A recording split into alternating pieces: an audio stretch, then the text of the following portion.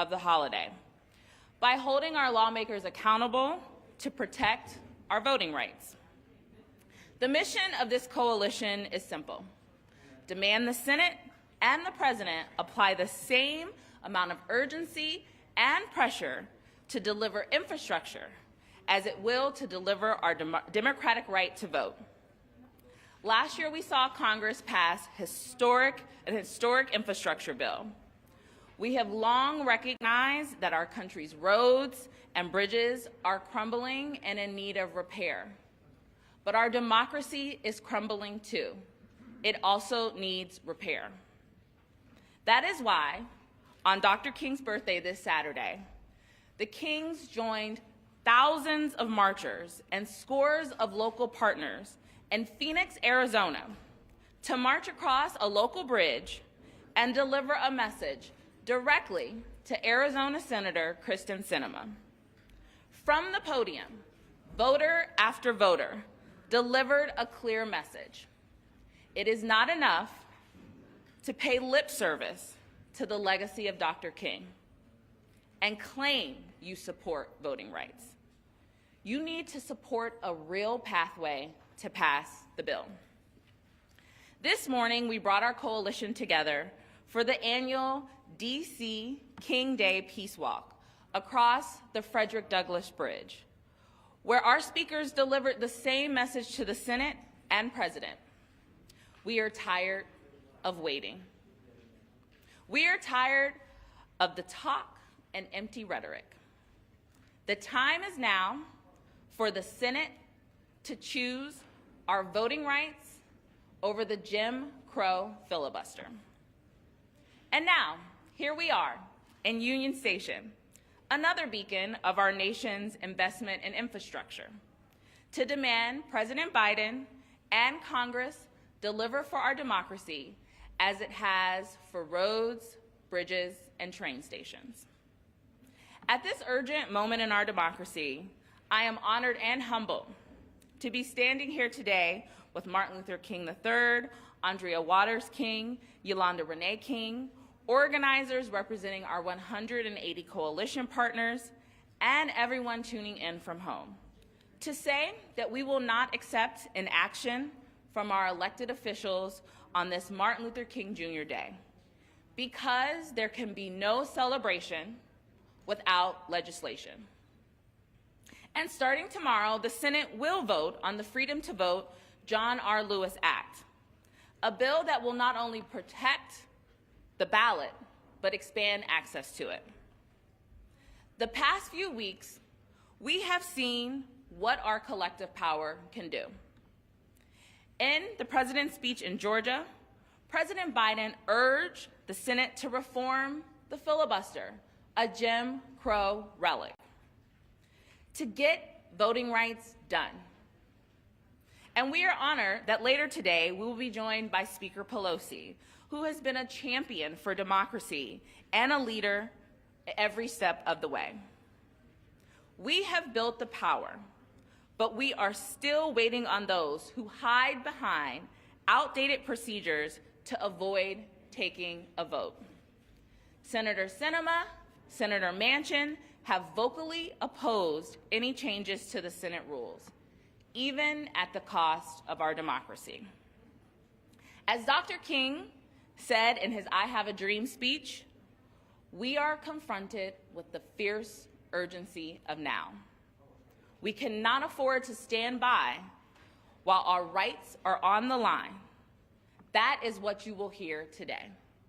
Thank you for joining us, and I'm honored to introduce our first speakers. I'd like to introduce the King family to the stage.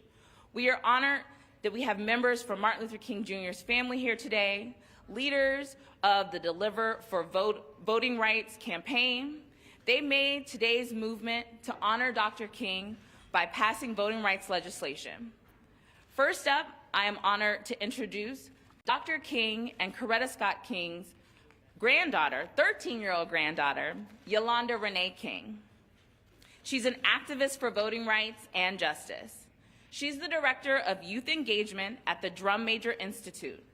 And on Tuesday, she will follow in her grandfather's footsteps by speaking at the National cathedral. Yolanda?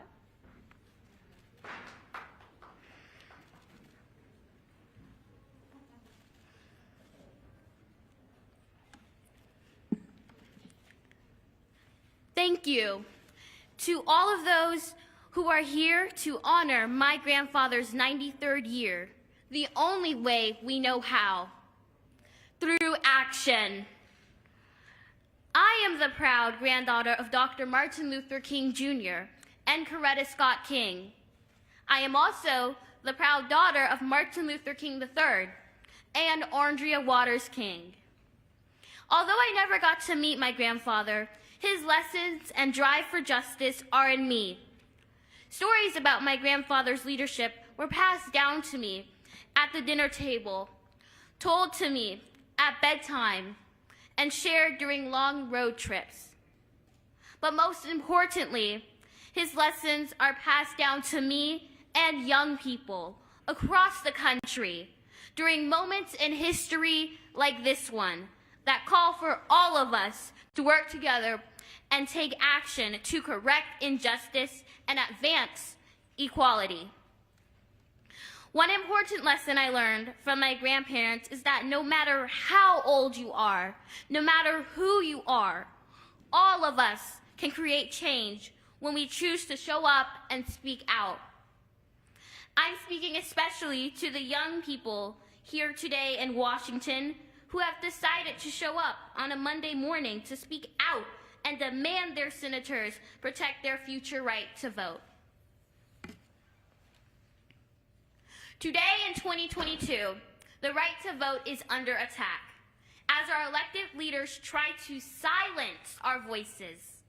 At just 13, I have fewer voting rights than I did the day that I was born.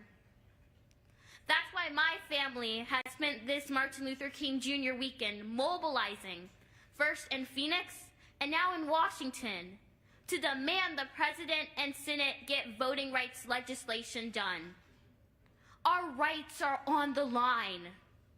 And while I, like many of you, am not old enough to vote, this fight is personal for me. It's our future these elected leaders are deciding. It's our voices they are trying to silence because they know our voices are powerful. They may tell us hundreds of times that we're too young to understand, but those who try to undermine our power do so because they know young people will not stand down in the face of injustice. If you, like me, can't vote, just let me tell you about some other ways you can fight for the future right to vote. You can write a letter to Senator Sinema and Senator Manchin. You can call their offices and tell them that you want to see them choose your future over the filibuster, a broken rule that's been used to uphold slavery and segregation and block progress on civil rights. You can talk to your friends and parents about why this matters. You can keep showing up like you showed up today. Fighting for voting rights is about fighting for the right to participate in democracy, a movement my grandfather led many decades ago. But it's also about all the other issues that affect all of us: climate justice, reproductive justice, LGBTQIA+ justice, and so much more. We will not stop organizing to get this done. But for all the elected leaders out there who are tweeting, posting, and celebrating my grandfather, Dr. King, today, my message to you is simple. Do not celebrate, legislate. The Senate must do the right thing when this legislation comes to a vote tomorrow. Senator Sinema, Senator Manchin, our future hinges on your decision, and history will remember what choice you make.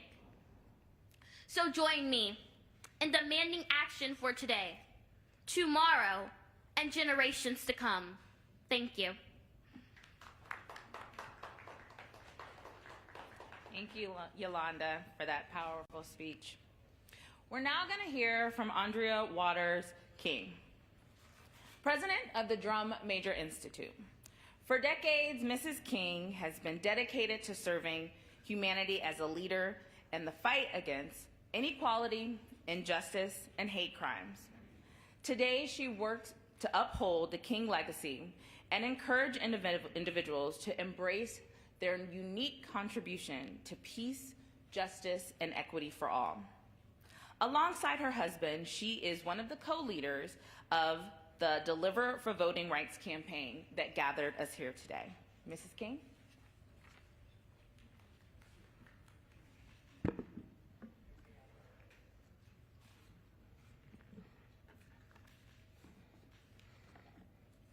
Good morning.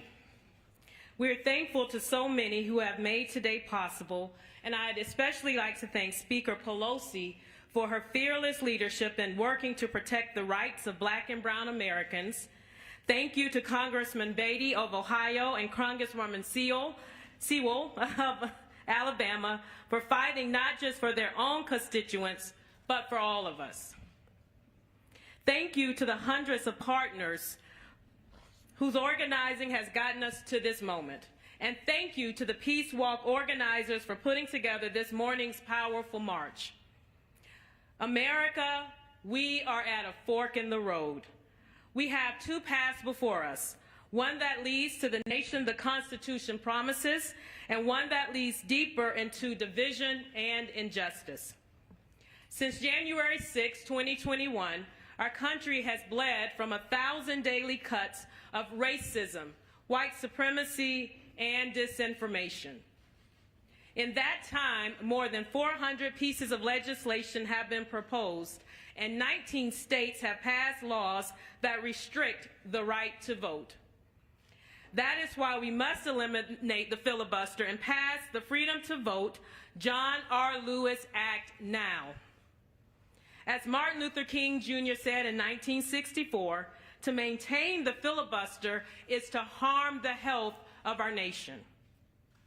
It was true then, and it's true today. The filibuster is not some time-honored tradition that must be preserved to protect democracy. And even if it were, what good is a filibuster when preserving it will destroy the democracy it's supposed to protect? Senator Sinema and Senator Manchin want a supermajority. Well, a supermajority of citizens support this legislation. They say eliminating the filibuster won't address our country's disease of division. Saying we have a disease of division but not restoring voting rights is like diagnosing a patient with treatable cancer and withholding the treatment. The filibuster is an instrument of division. As a mother who wants to leave a better world for the next generation, I feel the weight of the moment. Our daughter Yolanda is Martin Luther King Jr. and Coretta Scott King's only grandchild. And I know that when he talked about his dream, he was also dreaming of her. She is just 13 years old. In 2013, when she was 5, the Voting Rights Act was gutted by a Supreme Court decision that said states with a history of racist voter suppression didn't need oversight anymore because racism was a thing of the past. In 2021, when she was 12, the Supreme Court toppled the rest of the Voting Rights Act, and her home state passed laws that make it even harder for Black and brown Georgians to vote. Today, Yolanda and her peers, children of just 13, have fewer voting rights than the day they were born.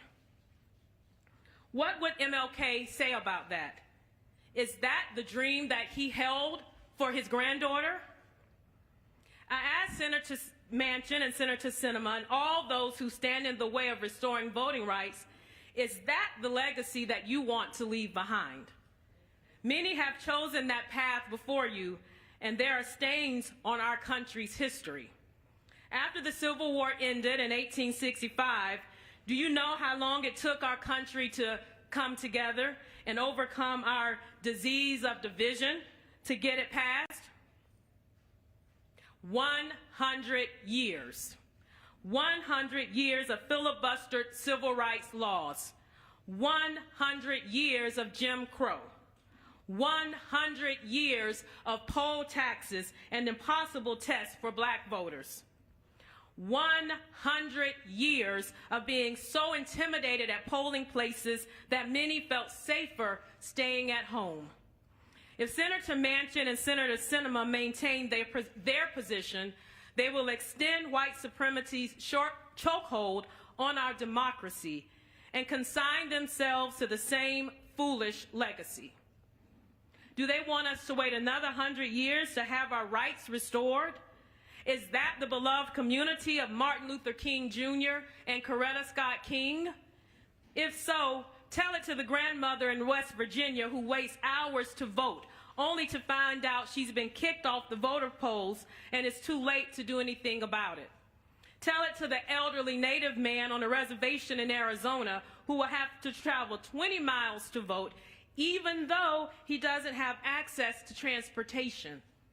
Tell it to the mother who will wait 10 hours to vote in Atlanta with her children by her side and her bag full of water and snacks because it's illegal to pass out food and water to voters. But we can't stop now because we've seen what President Biden and Senate Democrats can do when they commit. They delivered a historic bill that will improve our country's infrastructure, and that has me thinking about bridges. Bridges take you somewhere new and help you cross impassable terrain. This morning, as we walked in the rain and snow across the Frederick Douglass Memorial Bridge with our Peace Walk partners and the DC MLK Holiday Committee, and as I crossed, I thought about John Lewis and C.T. Vivian and Hosea Williams and Amelia Boynton.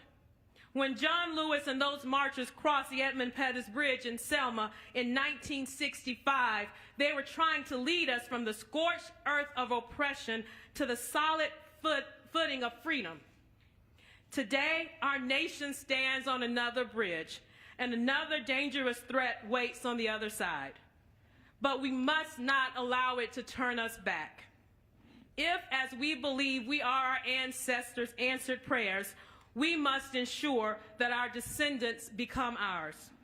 We do that by linking arms and forging ahead across the bridge of democracy to claim the future for all Americans. I'm reminded of a poem by Langston Hughes, a poem that my father-in-law recited to the students of Barrett Junior High School in October 1967. The poem is called Mother to Son, and in it I can hear all of those who marched before us, all of the years of prayers of our ancestors fortifying us now. Well, son, I'll tell you, life for me ain't been no crystal stair. It's had tacks in it, and splinters, and boards torn up, and places with no carpet on the floor, bare.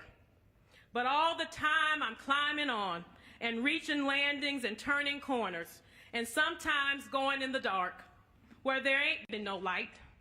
So boy, don't you turn back. Don't you sit down on those steps, because you find it's kind of hard. Don't you fall now, for I'm still going, honey. I'm still climbing. And life for me ain't been no crystal stair. As in that poem, life for many black and brown Americans has been no crystal stair. And we will not allow our elected officials to add to the tacks and splinters while we climb. As my father-in-law, Dr. King, told those young people that day, you have a responsibility to seek to make your nation a better nation which to live and to seek to make life better for everyone. He urged them to seek beauty and truth. If he were here today, he would look our leaders in the eye and challenge them with those same words. History hinges on the choices they will make. The tones of democracy ring louder than division. Freedom and justice for all. And no matter what it looks like, no matter how tired we may be, we will not give up. We will not give out. We will not give in.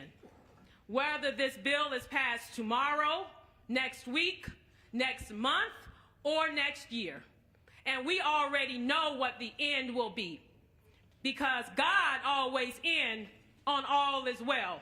And until all is well, it's not the end. Thank you very much.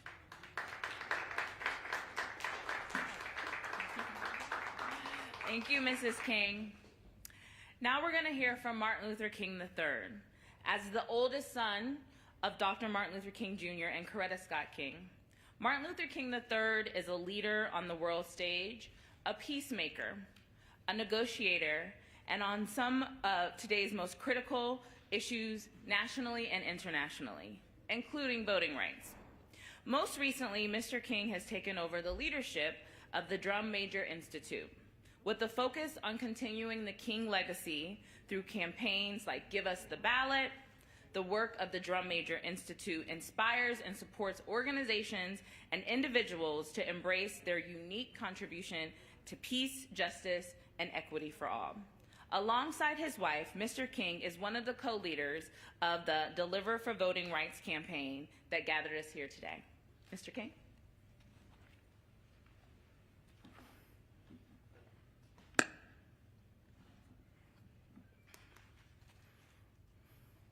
Good afternoon. I too would like to thank so many who have embarked upon this journey with us today as we observe the King holiday. My father would have been on Saturday 93 years old.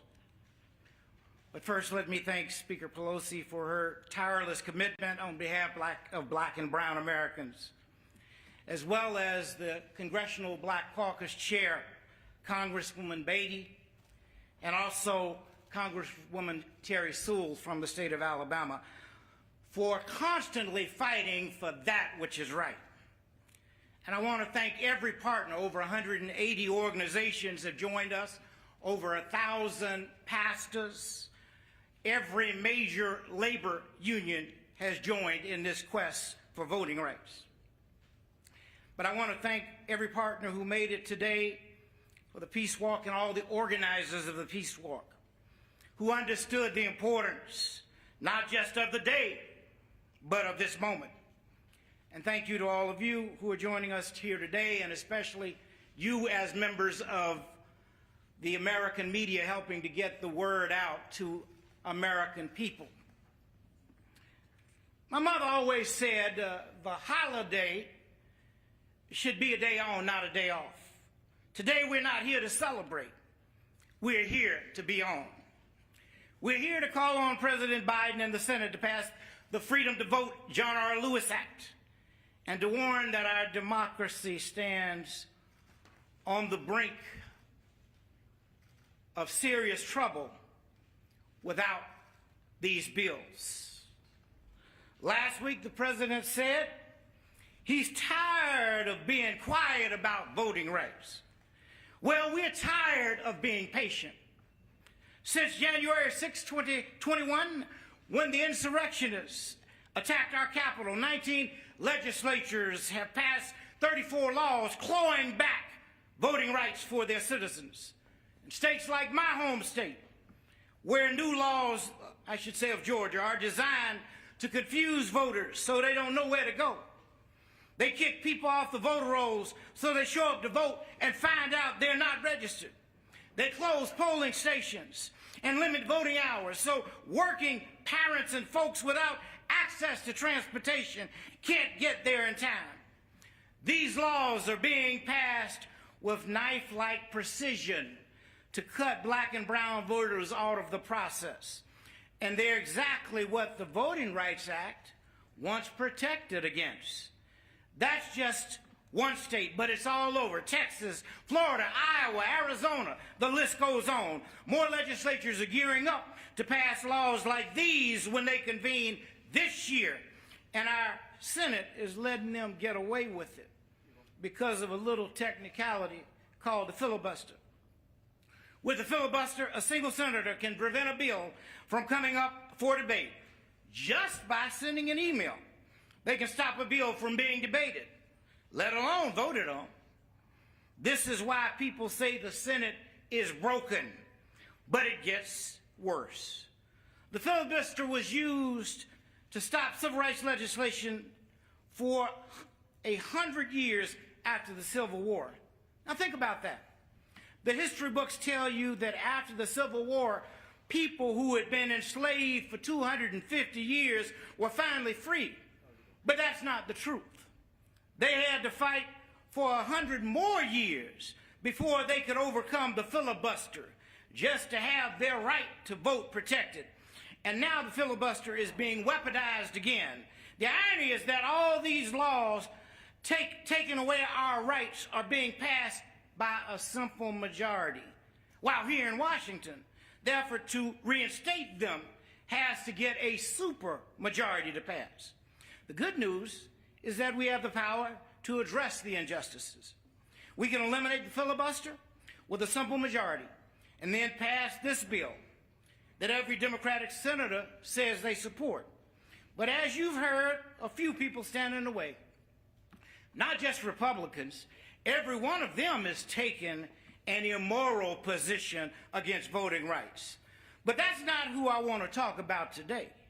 I'm talking about two Democratic senators, Senator Joe Manchin and Senator Kristen Sinema, who say they support the bill but refuse to eliminate the filibuster to pass it. They think the real problem isn't that our rights are being stolen. They think the real problem is a disease of division that can be cured with some optimism and conversation. Now, my father worked to bring people together in his time, but he was no Pollyanna.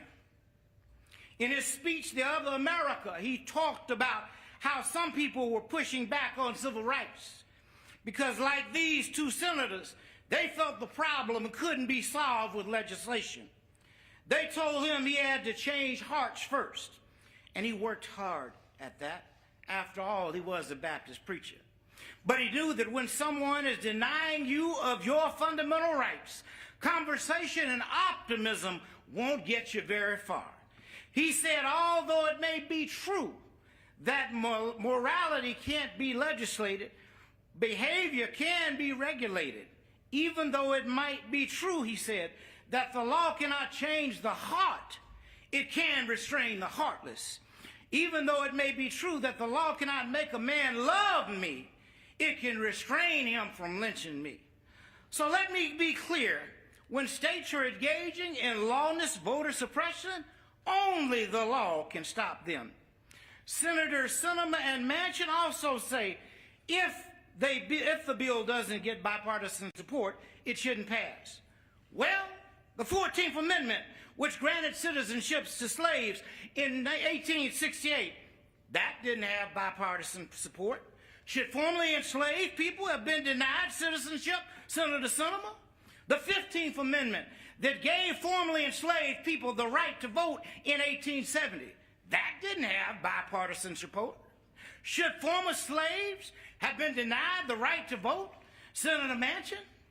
In 1922, 23, and 24, some senators filibustered an anti-lynching bill that had passed in the House. Would Senator Manchin and Senator Sinema have supported blocking those bills too? I'm just applying their logic here and showing that it's not logical at all. To them, the filibuster is sacred, except for when it's not. In 2010, Senator Sinema supported the idea of using reconciliation to get around the filibuster and pass health care reform. Just last month, they both supported an exception to the filibuster to raise the debt ceiling. But they draw the line at protecting the rights of millions of voters. History will not remember them kindly. In April 1963, my father was jailed in Birmingham for protesting segregation. While there, he wrote an open letter in which he said the biggest stumbling block was not the Ku Klux Klan, but the white moderate, who is more devoted to order than justice, who prefers a negative peace, which is the absence of tension, to a positive peace, which is the presence of justice, who constantly says, I agree with you in the goal you seek, but I can't agree with your methods or direct action, who paternalistically feels he can set the timetable for another man's freedom. he was surrounded by people who told him to wait until a more convenient time and to use more agreeable methods. 59 years later, it's the same old song and dance from Senator Manchin and Sinema. But my father did not let up for a moment, and neither have we. More than 180 partners, over 1,000 faith leaders, and millions nationwide fought to make this vote possible. You are the reason President Biden spoke out last week and is swinging for the fences. You're the reason Speaker Pelosi has brought about powerful legislation and every procedural solution possible to protect black and brown Americans. You are the reason Leader Schumer set a deadline and is bringing the bill to a vote tomorrow. Organizing works, protesting works, and we cannot let up now. So no matter what happens tomorrow, we must keep the pressure on and say no more empty words. Don't tell us what you believe in. Show us with your votes. History will be watching what happens tomorrow. Black and brown Americans will be watching what happens tomorrow. In 50 years, students will read about what happens tomorrow and know whether our leaders had the integrity to do the right thing. Mr. President, Senator Manchin, Senator Sinema, members of the Senate, pass the Freedom to Vote John R. Lewis Act now. If you can deliver an infrastructure bill for bridges, you can deliver voting rights for Americans. If you do not, there's no bridge in this nation that can hold the weight of that failure. Thank you.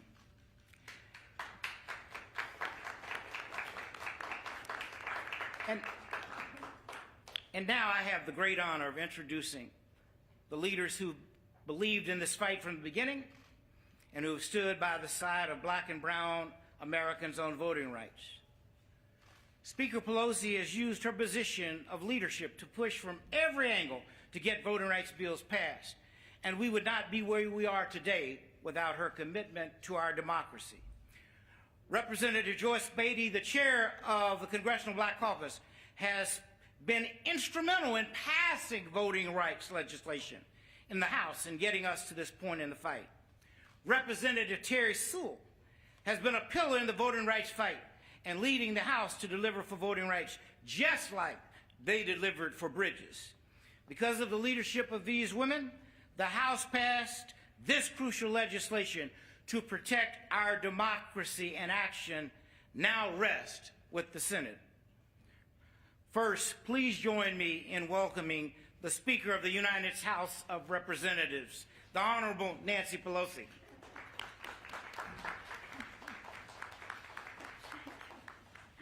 Thank you very much, Martin. What an honor it is, personally and officially, to be here with the family of Reverend Martin Luther King Jr. and Coretta Scott King. To hear Yolanda speak about the future and what this all means to young people, how proud her grandparents are. And to hear Arndrea talk about what is at stake in all of this couldn't be more clear. And Martin, thank you for the challenge that you have put forth. It is my honor also to be here with some of the leadership of the House. The leader of the Congressional Black Caucus made for us, working with Eric Holder and John Sarbanes and others, and Mr. Clyburn, to make sure this legislation, the Freedom to Vote Act, was passed. And Terri Sewell has been the author of the John Lewis Voting Rights Act, even before it was called that. She's been for it for years and advocating relentlessly, and you will hear from them.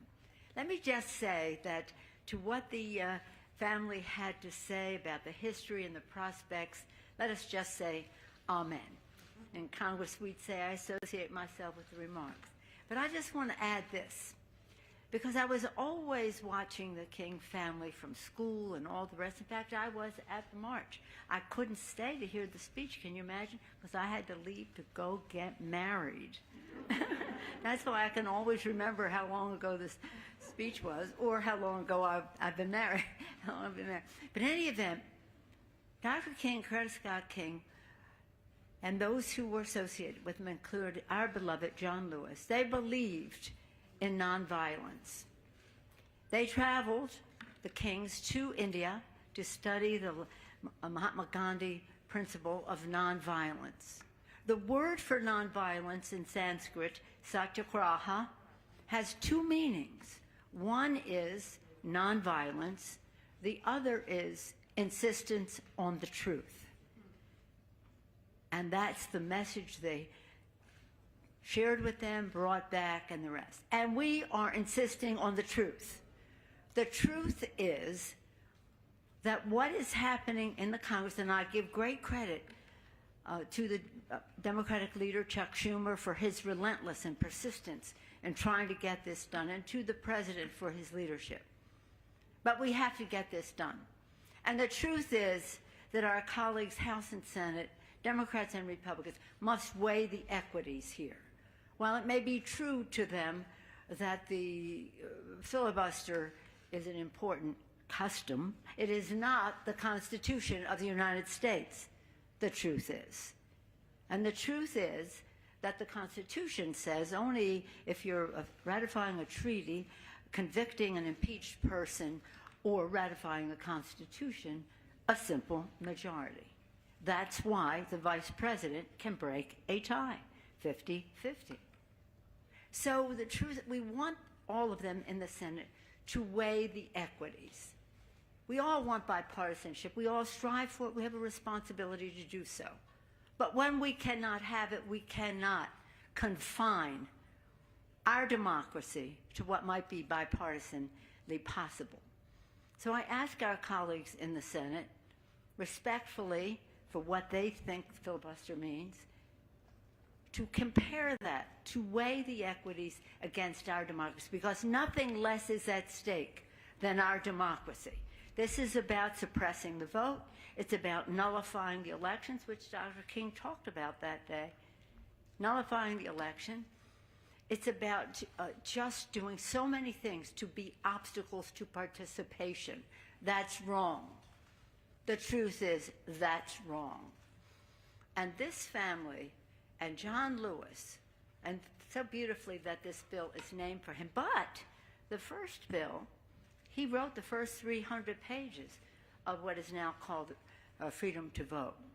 And as has been indicated by the King family, this bill is supported by all of the Democrats, House and Senate.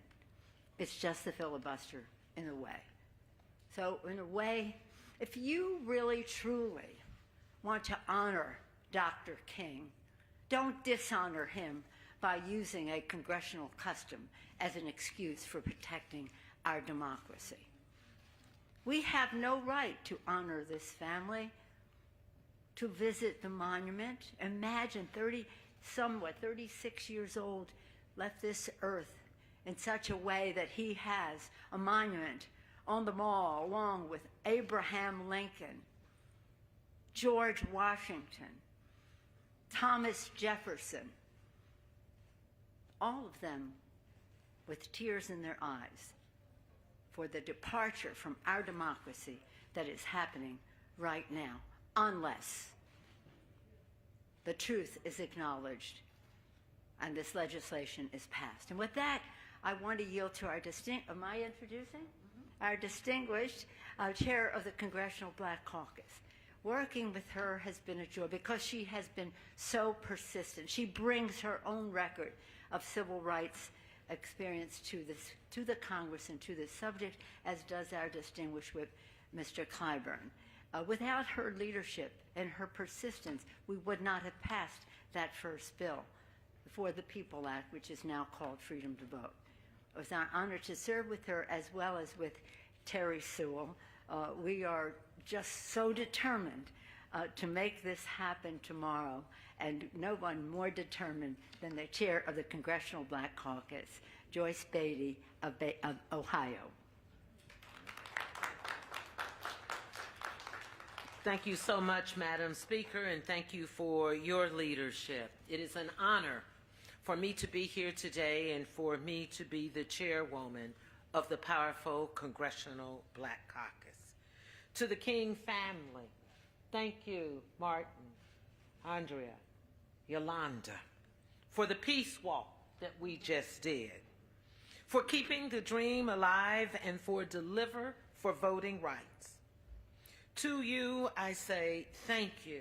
But today we come to seize the opportunities for justice that lay before us now, because we cannot redeem the soul of America without the courage to fight the barriers of cultural, systemic, environmental racism. And at every turn, we must remind America that we have the right now, the right for education, the right for child care, housing, economic and social justice. But what? It is all born out of the right to vote. That is why I have dedicated my life to connecting people, public policy, and politics, fighting for justice and civil rights for all. That is why I marched with this family.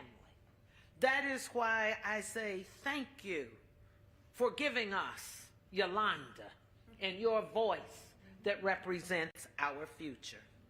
The late John Lewis, Martin Luther King III, Reverend Al Sharpton, Tamika Mallory, and so many more, Jesse Jackson. Thank you. But let me just say today that I marched with the spirit of Fannie Lou Hamer as I crossed the Edmund Pettus Bridge for the 50th anniversary of Bloody Sunday.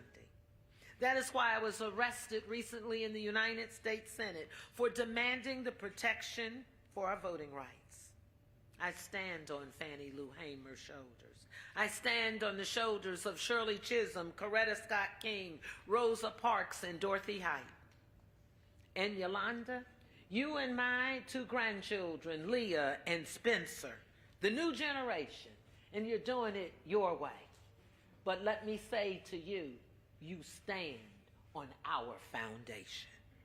Together, we must tear down the walls of injustice against voting rights and insist that the Senate pass the Freedom to Vote John R. Lewis Voting Rights Act, because silence is not an option. The Congressional Black Caucus has called for the vote, demanding the Senate to take immediate actions on voting rights legislation. We will not yield our efforts to enshrine voting rights legislation into law, nor will we allow a filibuster to filibuster away our democracy and our voting rights. Today, we are speaking to a pained and frustrated nation. But tomorrow and the days to come, we will witness the Senate do its job to call for the vote. But let me say this loudly and clearly. We must draw the line in the sand of justice for any member not standing with us on voting rights. They are obstructionists to the America's promise of freedom and justice, and we must stand against them. The nation must join us and make some noise. Your father and grandfather said, lightning makes no noise, no sound until it strikes. Well, America, today let's make some noise. To this nation, let's stand up and strike back, fight for our voting rights. Lastly, the Congressional Black Caucus, the conscience of the Congress. I promise you that we stand with you. We stand with your father's dream. We stand with your courageous leadership, Speaker Pelosi, because you did your job. And I want the nation to know the House passed the Voting Rights Act. And so now, America, that's our power, that's our message from the Congressional Black Caucus. And in case you didn't know, I'm Congresswoman Joyce Beatty, and I approve this message. God bless you. And now it gives me great honor and distinction to introduce a person who needs no introduction. I call her the Mother of Alabama. She is one who has led us with the late John Lewis across that Edmund Pettus Bridge. She is an author of Voting Rights, and it is my privilege to call her a friend, a proud member of the Congressional Black Caucus, a leader, the Honorable Congresswoman Terri Sewell.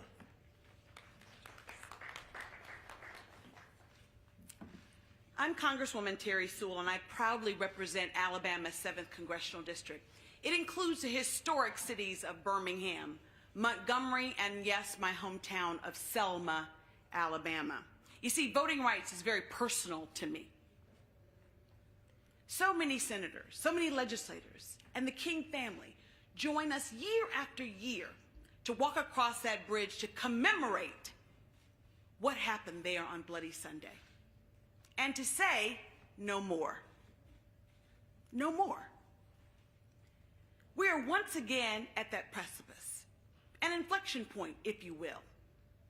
While we no longer have to count how many marbles are in a jar or recite backwards the Declaration of Independence, today's modern-day voting suppression is no less pernicious.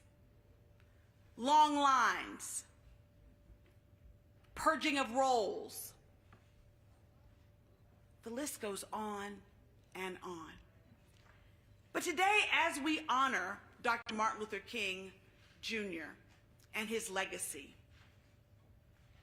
it can't be a celebration, as Yolanda said, because we need legislation. We need the Senate to do its job. Almost 6 decades ago, John Lewis and the foot soldiers of the civil rights movement marched, fought, and yes, bled on a bridge for the equal right of all Americans to vote. Their efforts culminated in the passage of the 1965 Voting Rights Act. And voting rights was never partisan until recently. The Voting Rights Bill passed 5 times for reauthorization under 4 Republican presidents. But now, we're having a problem called the filibuster. I agree with my colleagues. I agree with the King family. We cannot let a process stand in the way. A process, oh, by the way, that over 150 times have been set aside, and most recently by the raising of the debt ceiling.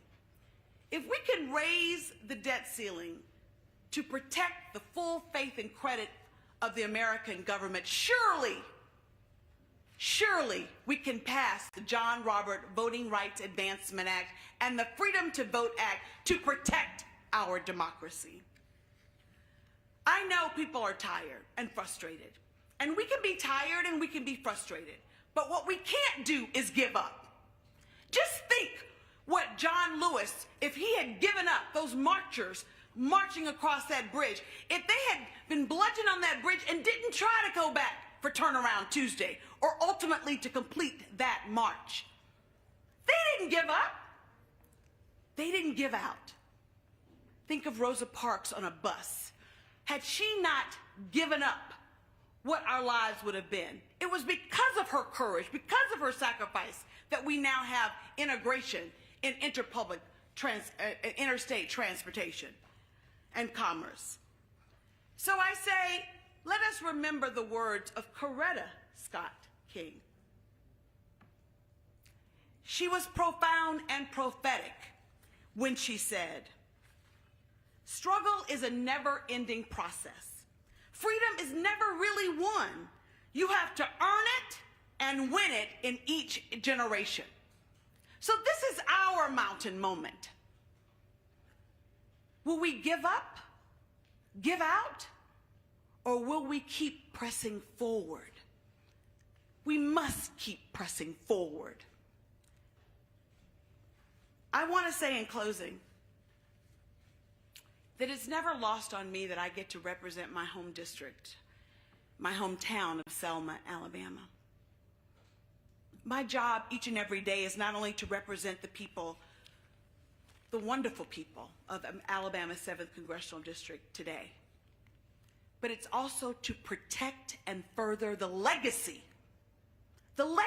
of Selma, of Montgomery, of Birmingham.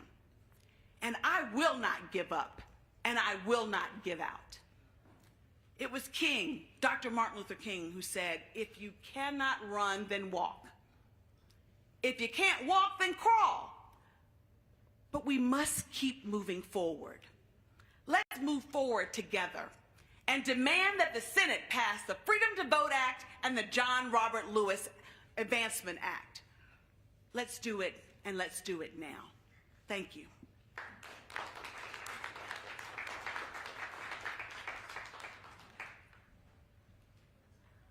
Today, we'd just like to thank Speaker Pelosi, Congresswoman Beatty from my hometown of Ohio, Congresswoman Sewell, and the entire King family for your leadership.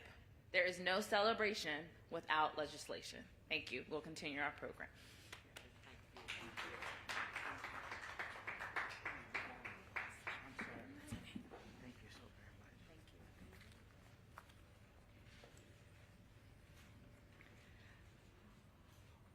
Now we have, this morning, the King family, DC organizers, voting rights advocates crossed the Frederick Douglass Bridge, a new landmark of access that our next speaker was instrumental in bringing to life.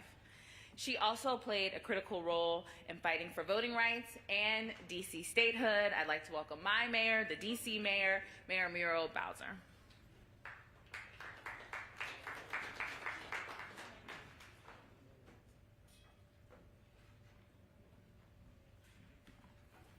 Good afternoon, everybody. To the King family, to our honorable members of the Congress of the United States, and to my fellow Americans, good afternoon. I want to thank you for gathering today, Speaker Pelosi, of course, in our beautiful Washington, D.C., to honor the birthday and legacy of Dr. Martin Luther King. We, of course, know that Dr. King played an integral role in desegregating America and helping us to get the Civil Rights Act. We cannot think of a better way to honor his legacy than to speak up, to take a stand, and to take action to ensure that Americans nationwide have their voices heard and counted. Across the nation, we know that states are passing anti-democratic, anti-voting bills restricting the will of the people by the slimmest margins. I, like most Americans, find myself wondering what Dr. King would make of this moment we find ourselves in. It is a moment, sadly, that we're all too familiar with. What would he say about the inaction on the John Lewis Voting Rights Act, which has already been ready for over a year? We know what he would say because he fought that fight his entire life. What would he say about a filibuster that stands in the way of protecting the most basic of American rights? Again, we know what he would say because he was fighting this fight 60 years ago. This fight, a fight for fundamental rights as Americans, the fight to make true the ideals of our democracy, and we know today that enough is enough. As President Biden said last month, we are standing at an inflection point in our democracy. Do we accept minority rule? Do we give up the dream of democracy in America? Do we give up on the idea of forming a more perfect union? Do we stand back and allow the minority to dig in its heels to preserve a system and ideals that are relics of the past? And we say together, we can't and we won't. And I came here today to make sure that no one forgets about Washington, D.C., because we cannot talk about voting rights without talking about the disenfranchisement of 700,000 tax-paying Americans right here in Washington, D.C., a legacy of slavery and Jim Crow America. Today we're talking about the filibuster, but consider this. We wouldn't even be in this situation if Washington, D.C. had 2 senators, the 2 senators we deserve. Because you know what? Washington, D.C. stands with the majority of our fellow Americans who are in favor of expanding and protecting the right to vote. So don't forget, not only does the filibuster routinely silence the will of the majority, the will of the majority isn't even fully represented. And the plight of Washington, D.C. is the same plight that millions more Americans could find themselves in if we don't pass the John Lewis Voting Rights Act. Cut out from the democratic process and treated as second-class citizens. You will be expected to pay taxes, you will be expected to serve in the military, and you will be expected to follow the rules set by the Congress, Senator. Dr. King was unapologetic in his fight for racial justice, social justice, and economic justice. We cannot advance our democracy or build stronger communities if Americans do not have a say when decisions are being made and how funds are being distributed. So we're speaking up for voting rights, but also speaking up for the 700,000 people here who don't have a vote in their own Congress, in their own city. Thank you.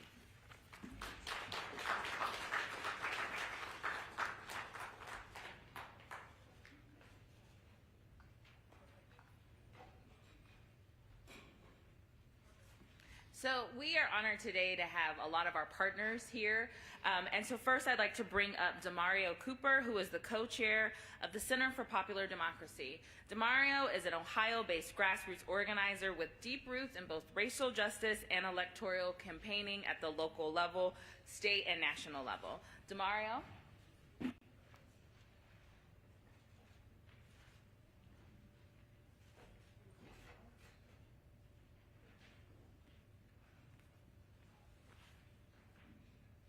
As was said, my name is Demario Cooper. I'm from Akron, Ohio. I drove here last night in my car because I didn't want to get stuck in the airport. And it was a tough drive, you know. Some of it was like a lot of storms, like an actual winter storm. And other parts were smooth sailing. But I drove here. I got here this morning at 2 a.m. And I was like, I don't think I'm going to go to the march because I'm tired. But then something was like, Demario, get up and go to this march, right? So I get up, I go to the march, I almost miss it, and then I end up in the back of the line when I get to the march. And right when we got to the Frederick Douglass Bridge, if y'all was there, the sun came out. Came out, didn't it? It came out for that moment. And when we left that bridge, the sun went away. If you was there, that's what really happened. As soon as y'all got to the front of that bridge, the sun came out. And it had me thinking that here I am on the bridge, Frederick Douglass's bridge, that has been renovated because before, if you know, that bridge didn't look like that. That was a little tiny bridge. It was old and dilapidated looking, and now it looks beautiful, it's restored. And we all standing on that bridge, and I was thinking about bridges, because I'm an organizer by trade. And bridges have a real strong history in my family. It's a legacy of bridges. My great-grandfather was killed on the bridge trying to go vote in Newport, Tennessee in 1925. That's a true story.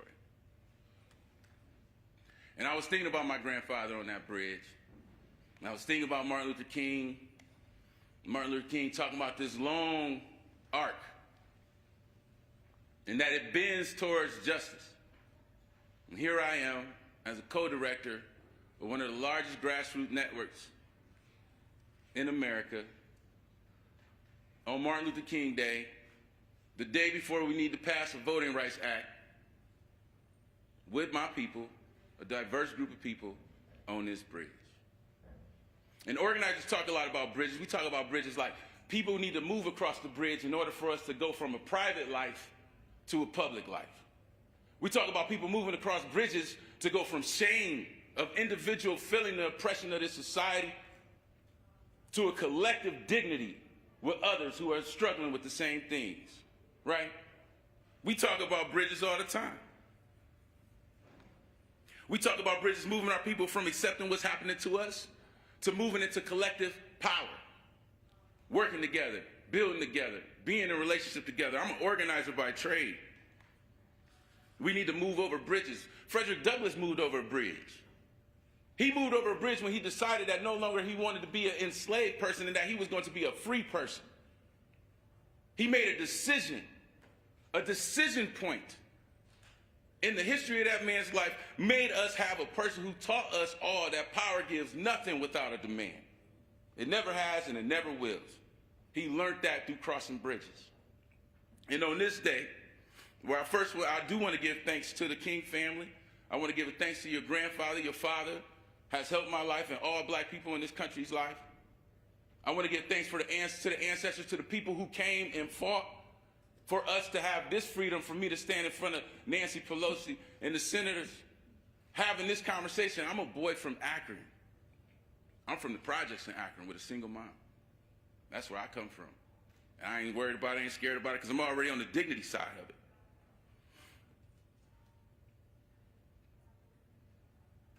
Today, we got to make a choice. And everything that has been said about the history of the Voting Rights Act and the filibuster and how the filibuster has been used to continue racial oppression, but today we got to make a choice. And I'm not talking to Sinema or Manchin. That's your job. Y'all do that. I'm an organizer. I'm talking to people. I'm an organizer. I talk to people. And what I want to say to the people is no matter what happens tomorrow, whether they do the right thing or they choose to do the wrong thing and hold up this historic, arcane system of oppression, especially right now, when we're in a clapback moment. We are in a clapback moment. If you are confused, go find out what happened during Reconstruction, and we are in that moment again. So it don't matter what they do tomorrow. Dr. King said, it's a long arc, but it bends towards justice. The force that bends that arc is us. Us and the Most High Creator is what bends that arc. And we got work to do. No matter if they do their job the right way tomorrow or not, we got work to do. The Center for Popular Democracy is here working with our affiliates across the nation. We are ready. We are ready to stand up, but we need our people to join us. It is that time. It is this time. There's a lot of bridges we got to cross. It's time for us to cross the bridge from oppression and the history of oppression in this country to a country where everyone has the freedom to thrive, the freedom to live a dignified life, to not be stuck in shame and guilt. That requires us to build power. I want to thank y'all for giving me a second and allowing me to come and speak, allowing the grandson of Jesse Elliott, who died on the bridge, trying to go vote, to speak to y'all today. I can feel my ancestors with me, and I know that it is time. I hope they do the right thing tomorrow, but if not, expect to hear from our communities. Expect for this not to just be something that you get to do and hide behind a filibuster or legislation. We are paying attention. We will be in the streets. We will protect our right. We will protect our rights and freedoms to thrive. And that's all I want to say. Thank y'all for having me. Thank you, Demario. And hey, Demario, guess what? The sun comes out.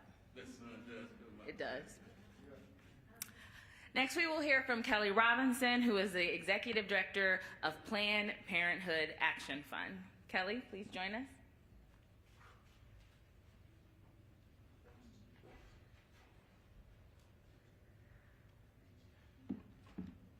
Ooh, good afternoon, everybody. Good afternoon. Ooh, my glasses are a little foggy, but after hearing Demario, the vision is clear, let me tell you.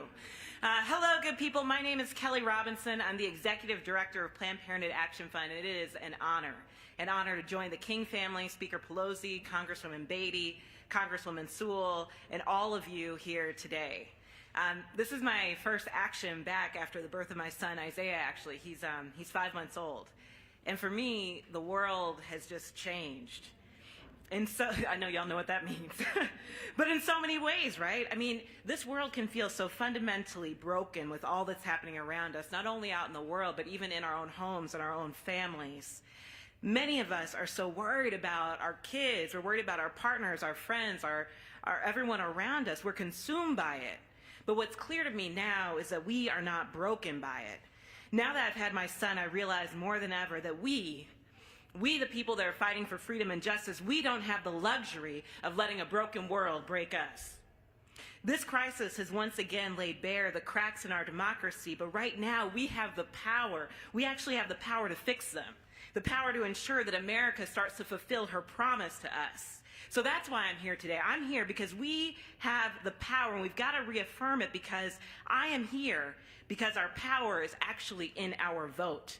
It's the power to build a better life for ourselves and our families. It's a power to elect representatives who actually understand the challenges facing our communities. It is the power that we need to make our own decisions about our health care, about our bodies, including the decision of whether or not to have an abortion.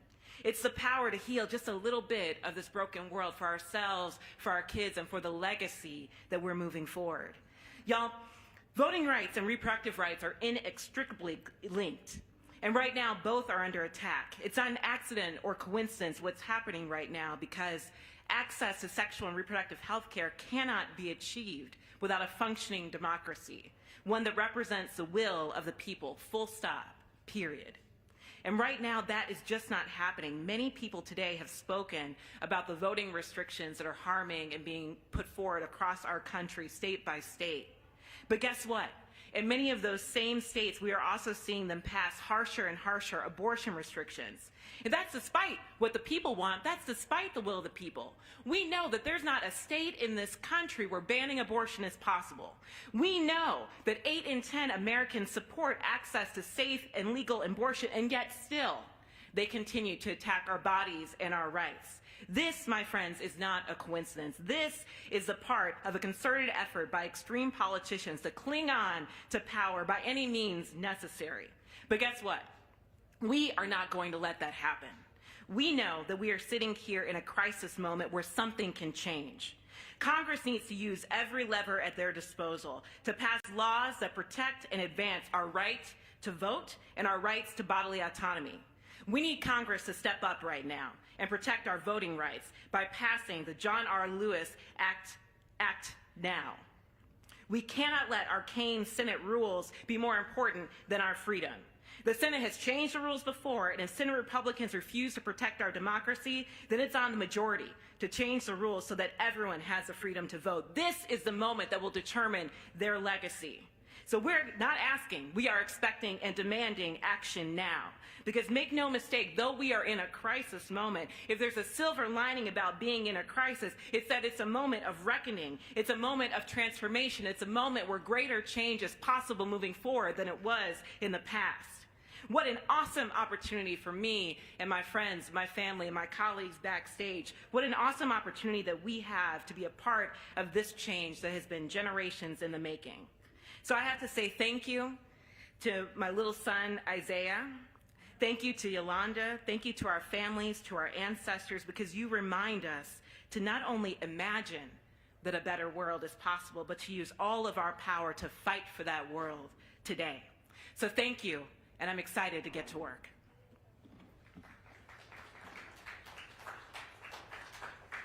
Thank you, Kelly. Our next speaker is a fierce social justice warrior, defender of education rights, an unrelenting advocate for all students and communities of color, and a value and respected voice in the education arena. I have the privilege of introducing Becky Pringle, the president of the National Education Association. Becky?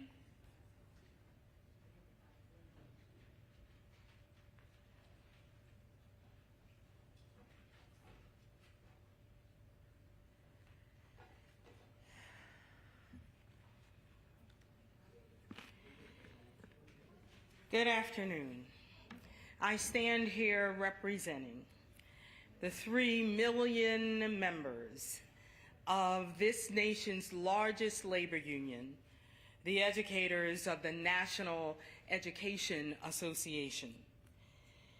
our members share one important goal: ensuring that every student, everyone, has the access and opportunity and resources they need and deserve so they can boldly and completely live into their brilliance. For the members of the NEA, standing up for every student means standing against any effort to dismantle the voting rights that Dr. King fought so hard to secure. I thank the King family for bringing us here today. Speaker Pelosi, Representatives Beatty and Sewell, and so many others who are leading this fight across this nation for racial and social and electoral justice that are deeply woven into Dr. King's legacy. When COVID-19 began its spread across our country almost 2 years ago, the deep inequities that have existed in this country forever compounded and worsened its impact. As educators, we already knew that the students who suffer from those inequities the most are our Black and brown and indigenous students, are students who have been marginalized and underserved, are students from the very same communities where votes are being suppressed. My great-grandfather was enslaved not far from here, in Charlottesville, Virginia. It's almost impossible to comprehend that the progress we've made since then is in jeopardy.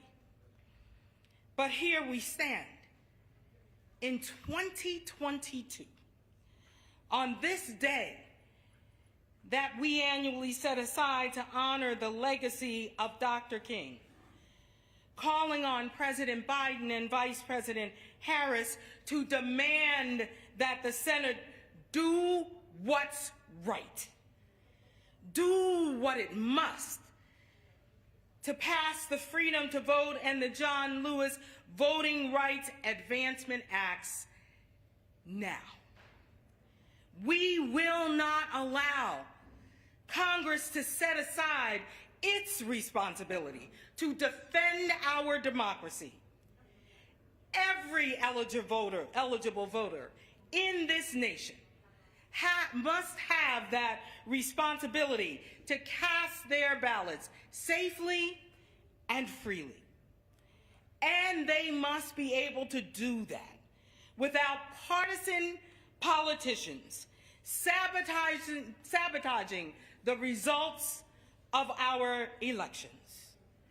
I commit to you today that the NEA will continue to stand against voter suppression tactics that deliberately are designed to silence our voices and to diminish the power of the American people.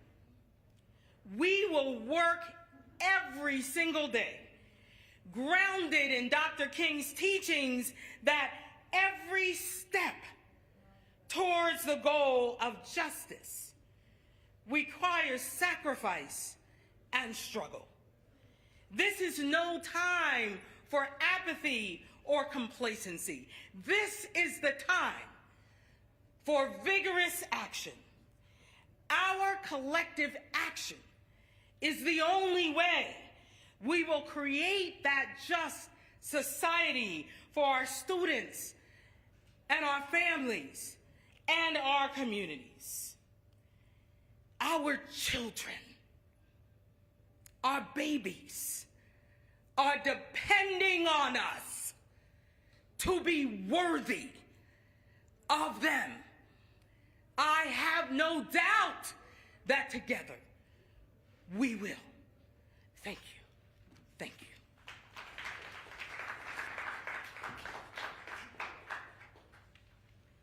President Pringle. Now we have one of my sister friends, Melanie Campbell, who is the president and CEO of the National Coalition on Black Civic Participation. She recently celebrated 25 years of service with the National Coalition and has served as an advisor to the U.S. President, congressional members, corporate, labor, and nonprofit executives, philanthropists, faith leaders, and many other on critical issues impacting Black America. Melanie?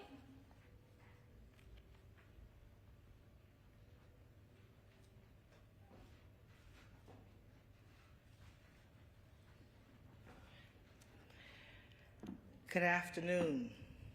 First, thank you to Martin and Yolanda and Arndrea. Thank you all for your leadership. You all are really, I've just been following you all and how you all are taking and really shining the light that's needed. I'm standing here today with, I talk about this little young person to my right, who's my great nephew, Jeremiah, who's 10. And he decided he wanted to get involved in the movement. And so today he wasn't supposed to walk, and he said, Auntie, can I walk again? And so I do this. I can still do this. And when I heard you talk, and it really did something the other day to my spirit to hear you talk about our young people, our children, and remind ourselves. And then this sister to my left of me, Mrs. Cora Masters-Berry, who's always going to be our First Lady of the District of Columbia and my mentor for the 25 plus years I've been here, who's one of the baddest political strategists I know. I stand with them. I ask them to come stand with me because at the end of the day, this fight that we're in, Dr. King said, the vote is the most powerful instrument ever devised by human beings for breaking down injustice and destroying the terrible walls which imprison people because they are different from others. And it's something about that quote, Martin, has just been staying with me, and we've been really, it's been a rough road, and listening to Senator Sinema the other day made it that much harder. I was a part of a civil rights meeting with several civil rights organization leaders with Senator Sinema the other day. And sometimes it's not what you say, it's kind of how you bring it. And so the lack of sincerity about what we were really pleading her to understand the magnitude of the moment. And when we know that this vote, this attack on the vote goes much deeper, as this political scientist genius sister always reminds us why we're here. And this connection to what's happening with all of our rights being under attack. Cora said the other day, it's not about, it's really, yes, we have rights, but it's something that's borrowed. Because we have to continue to ask for this vote, to protect our vote, to be reauthorized. And it shouldn't be, but we're here. We're not going to give up. We're going to keep on fighting. No, we don't have the billy clubs and the hoses. But this country's at a place, at a breaking point. This issue is not just about black folks voting. This is about this democracy crumbling before our very eyes. I come out of Florida, a little place called Mims, Florida. Harry and Harriet T. Moore country, whose homes were bombed before I was even born in the 50s. That's where we're headed back to, because the element of violence in this country is escalating.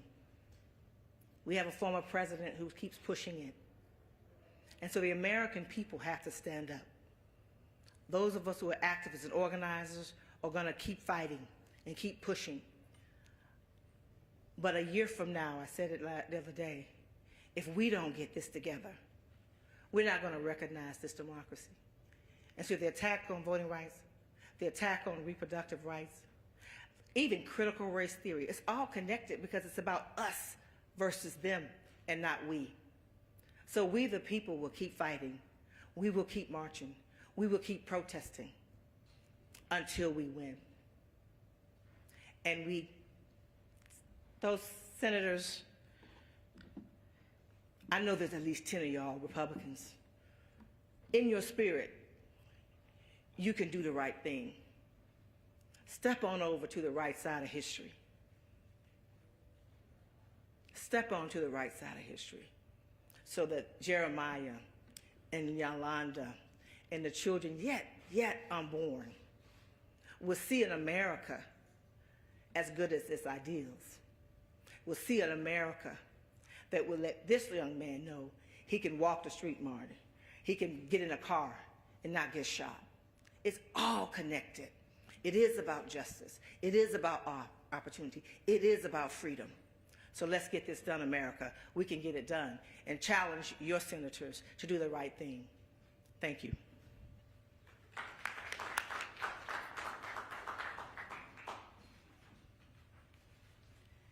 Thank you, Melanie. Before I bring up our next speaker, I just want to remind press that the King family will be available for interviews when we conclude, if you decide to speak with them.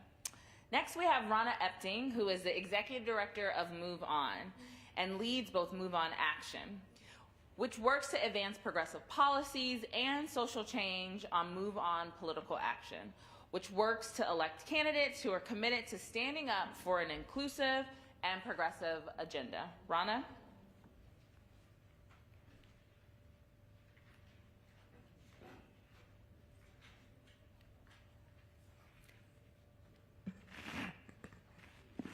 Thank you, Ashley. It is an honor to be here with you both today, all three of you, Martin, Arndrea, Yolanda, as we honor the work and legacy of your father and grandfather. Thank you for having all of us and for your leadership. On behalf of the Move On community, millions of us all across this country who reside in every congressional district, in every state in this nation, on behalf of the millions of us that mobilized and organized to get out the vote in 2020, who overcame the threat of violence at the polls, who overcame and organized despite a global pandemic, who overcame and organized despite mass attempts at voter suppression. On behalf of all of us, I'm here to deliver a simple message to the United States Senate. History is watching. History is watching whether you will stand up and safeguard our democracy and our right to vote, or whether you shamelessly and cowardly hide behind the filibuster that has been used throughout history to deny our civil rights and our voting rights to our people. The choice today could not be more clear or more stark. We can safeguard our democracy, or we can have the filibuster, but we cannot have both. Every day that Senator Sinema and Senator Manchin enable the Republican filibuster of this bill is another day our democracy and our freedom to vote is under attack. Every day that Senator Sinema and Senator Manchin side with the Republican Party that has been hijacked by MAGA enthusiasts and conspiracy theorists is another day the forces seeking to undermine our democracy get even stronger. More than 400 anti-voter bills have been proposed at the state level. 400. 19 states have already passed bills that will make it harder to vote, and more are eagerly awaiting on the doorstep. The forces working to suppress our vote and undermine our democratic systems are acting with extreme urgency. These are the same forces that have stood behind some of America's greatest atrocities throughout history that we have talked about today. These are the same forces behind Donald Trump as he spread the big lie and undermined the integrity of our election system. And these are the same forces that attacked our U.S. Capitol on January 6th. And I'm sad to say, today's Republican Party, they haven't denounced them. In fact, they have embraced these forces. I wish that wasn't the case, but that is the moment we are in. So this is not a normal time. This is not just another vote. This is not politics as usual.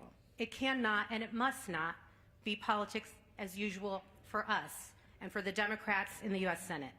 Let's be real. Joining the Republicans in blocking this bill or joining with Republicans to seek compromise with the very forces seeking to destroy what we are working so hard to protect against does not protect the institution of the United States Senate. It furthers erosion of the entire American experiment. So Senator Manchin and Senator Sinema, do not tell us you support this bill while simultaneously joining with the forces trying to block it. Do not tell us, do not insult us by posting quotes from the man we are here today to honor while actively working to undermine his work and his legacy. And most importantly, do not say the filibuster is some unbreakable rule and changing it will destroy the U.S. Senate. That is a self-serving, bold-faced lie, and everyone knows it. It is a distortion of our history. Just last month, Senator Sinema and Senator Manchin joined every Democratic senator to change the filibuster to pass the debt ceiling. Last month, they did the very thing they are now saying they cannot do. If it was good enough for the debt ceiling, it is sure good enough for our voting rights. History is watching. We are watching. Millions of us out there that worked so hard to win in this last election so that we could finally have this moment to safeguard our democracy and protect our right to vote. We are all watching today and every day. And as I said, we can either do the right thing and protect our democracy, or we can have the filibuster, but we cannot have both. Thank you. Thank you, Rana. We're going to hear now from LaTosha Brown and Cliff Albright, who are the co-founders of Black Voters Matter. They work to increase power and marginalize predominantly Black communities through voter registration and outreach. LaTosha and Cliff?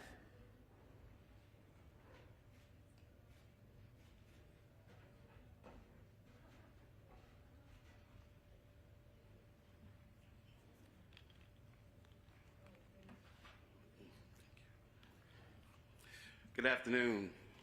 I was so glad earlier when Martin III spoke and he talked about bipartisanship and some of the pitfalls and the contradictions that underlie the positions that certain senators as well as those in the media have about bipartisanship. Because at the end of the day in 1957 when Dr. King spoke and said, "Give us the ballot," he did not say that and ask for that thinking that one day we'd be asked to give up that ballot. And sacrifice that ballot at the altar of bipartisanship, to give up our votes at the golden calf of bipartisanship. That's not what he had in mind when he said, "Give us the ballot." And so it's appropriate that we talk about this today, especially today, because on this day of all days, it's actually insulting that you got some folks that are asking us to accept a compromise, this thing called the Electoral Count Act, as if that is voting rights. But that is not what we've been asking for. You know, that would be the equivalent of if LBJ, Lyndon B. Johnson, or the congressional leaders came to Dr. King and said, "You know what, Dr. King, we're not going to be able to pass this Voting Rights Act you're asking for. But here's what we got. After they finish keeping you from registering, after they finish making you take literacy tests, after they finish closing your polling places, after they finish having you count the jelly beans, this is what we got for you. We're going to make sure that the count of the votes that they do after that is accurate. That's what we got for you instead of voting rights. That's what we're being asked to accept today on this day. And that is insulting to us, just as it would have been insulting to Dr. King. But I'm not bitter about that. I'm not mad about that, because this is what I know. I know that we got two things that those who are asking us to give up our rights, those that are passing voter suppression all across this country, we got two things that they're not ready for. We got two things. We got love and we got power. And Dr. King talked about these two things, and he reminded us that we need both of these things together, because power without love is reckless and abusive. But love without power is sentimental and anemic. And what we know, what our history shows us, is when we combine those two things, we can do some mighty, mighty things. And so that's what we're about to do, you all. We are about to continue this fight, regardless of what some folks might say, what some pundits might say. We are going to continue. This process is not over until we say it's over.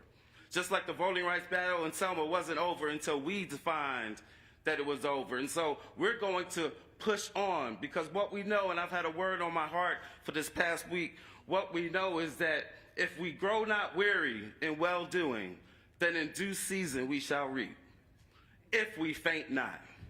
And that's what I'm asking of our people. That's what I'm asking of those who believe in freedom. We shall not rest. If we faint not, we can do some mighty, mighty things. If we faint not, we can do the same thing that those folks in Montgomery, Alabama, that Dr. King led on a year-long bus boycott. If we faint not, we can get a victory. If we faint not, we can do the same thing as those people in Selma and the Black Belt of Alabama and all across the country, where not once, not twice, but 3 times they had to try to do a march to go from Selma to Montgomery. They made it there because they what? They faint not. And so I'm here to tell you today that we are going to get the freedom to vote and the John Lewis Voting Rights Act, because we are going to faint not. We are going to push, and in due season, we shall reap. This is that season. Thank you. We come this far by faith, and we are leaning on the Lord, and we are trusting in His holy word, 'cause He's never failed me yet. Oh, can't turn around. We've come this far by faith. Amen?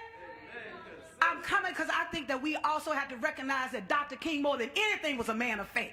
That at the end of the day, when we're talking about our strategies, we have to combine that with the spirit of the movement. When the spirit of you rise up, we can literally change and transform anything in this country. Let me tell you what spirit can do. There were only 600 people that actually were at the Evelyn Pettis Bridge in Selma, Alabama. They didn't have a lot of power. They didn't have politics on their side. They didn't have a political party representation. There were the Republicans and the Dixiecrats. And everybody told them, it ain't going to happen. You need to give up. You need to stop. Matter of fact, so much so that eventually Dr. King actually wrote and had to tell people around him why we can't wait. And I'm coming to remind you on this day that in the spirit of the movement, we have come this far by faith, right? And we're not going to turn around. We're actually going to transform this country to be what it deserves, that we deserve and we desire. I'm going to ask everybody just for a quick second, because I know I don't have long, but I ask everybody just to close your eyes on this day. Close your eyes for a second. I'm going to ask you a question. My question to you is, what would America look like without racism? I ask that question because that's the vision.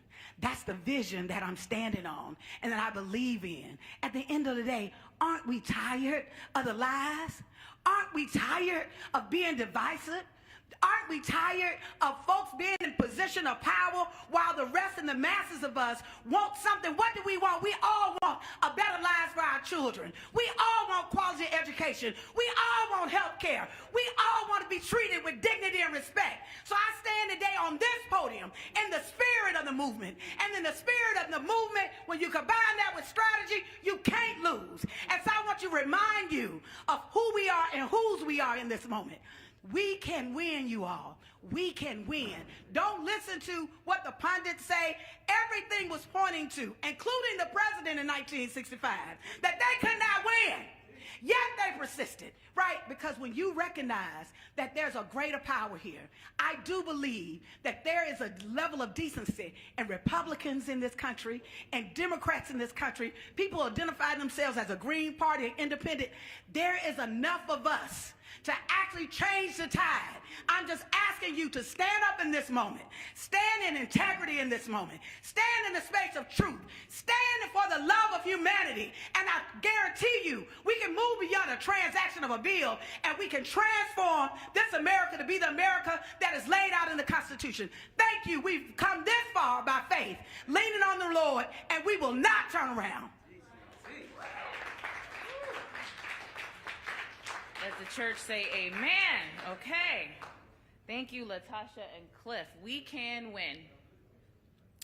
Our next speaker is Joy Cheney. She is the Executive Director of the Washington Bureau and Senior Vice President of Policy and Advocacy for the National Urban League. The National Urban League is a historic civil rights and urban advocacy organization with 90 affiliates serving 300 communities, providing direct service that impact and improve the lives of more than 2 million people nationwide. Joy?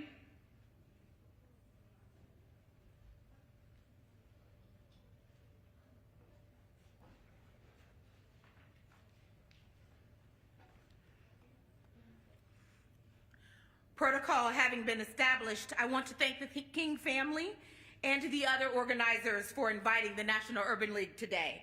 My name is Joy Cheney, and I'm the Executive Director of the Washington Bureau at the National Urban League. And I bring you greetings on behalf of Mark Muriel, the President and CEO of the National Urban League, who is representing the Urban League movement at MLK Day events in New York today. He will be asking there what I am asking you right now. Which side are you on? Which side are you on? This is the singing portion of today's program. It is the same question that the 91 affiliates of the National Urban League are asking the senators who represent them in more than 37 states and more than 300 communities across this nation.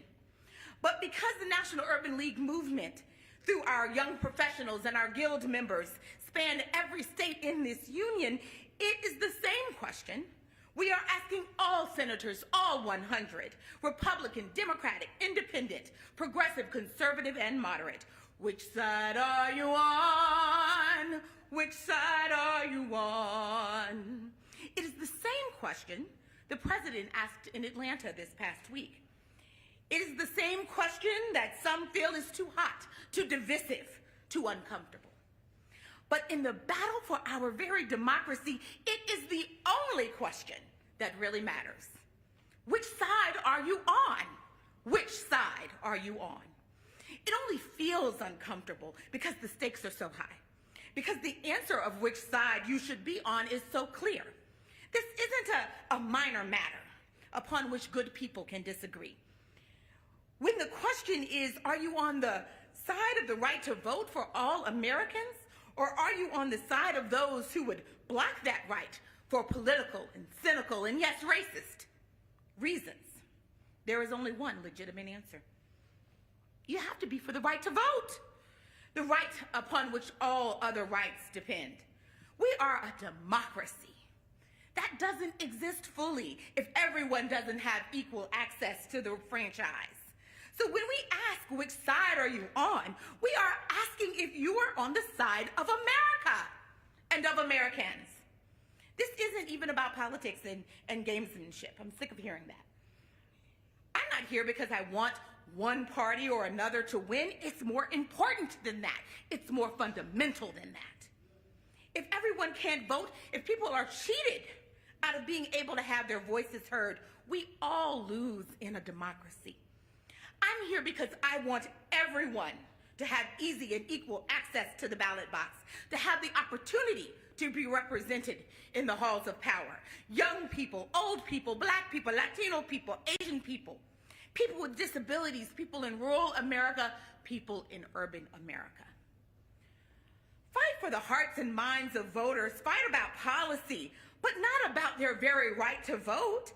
Fighting their right to vote in a democracy is fundamentally immoral. It is wrong, and it is a word I don't like to use often, but it is evil. And so when we ask, what side are you on? Senators, which side are you on? We are asking, are you on the side of right and wrong, good and evil? Next week, all senators, not just Joe Manchin and Kyrsten Sinema. Look, I'm disappointed too, more than some might know. I worked in the Senate. We've met with both of them. I'm disappointed. I'm frustrated because they voted to change the Senate rules for lesser matters, economic matters, other matters, but not for the most important matter before us, the right to vote. But it's not just about them. It's about Senator Mitch McConnell. It's about Senator Mitt Romney, Lisa Murkowski, Susan Collins, and the more than a dozen other Republican senators who previously supported voting rights, but who in this Trumpian era in the Republican Party, this era of insanity, are declining to do so now. Maybe they're afraid. I don't know. We only need Senator Manchin and Senator Sinema because Republicans refuse to stand up for what's right, for what's democratic, for what's American. Even though the vast majority of Americans support voting rights in this country and the bills before them. But next week, it's not too late. Everyone will have a chance to get right with the American people, to get on the right side of history, to get on the right side of right. They will have a chance to vote for the Freedom to Vote John R. Lewis Act, for a standard of voting that ensures the right to vote and the integrity of our elections nationwide, coast to coast, everyone.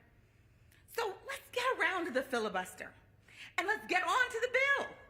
Put it to an up or down vote and let the majority decide. Are you for voting rights or are you not? And all of us in the National Urban League movement, throughout the nation, all of us in this room and who can hear the sound of my voice, and throughout the span of history, past, present, and future, including, especially, Dr. King, we'll be watching what you do.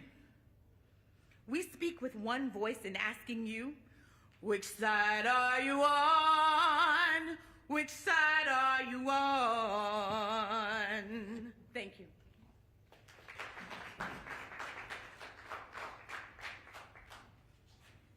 Thank you, Joy. Reverend Liz Theo Harris is an ordained minister in the Presbyterian Church, a teacher at Union Theological Seminary in New York City, and co-chair of the Poor People's Campaign, which is working towards a moral revival that is necessary to save the heart and soul of our democracy. Reverend Theo Harris.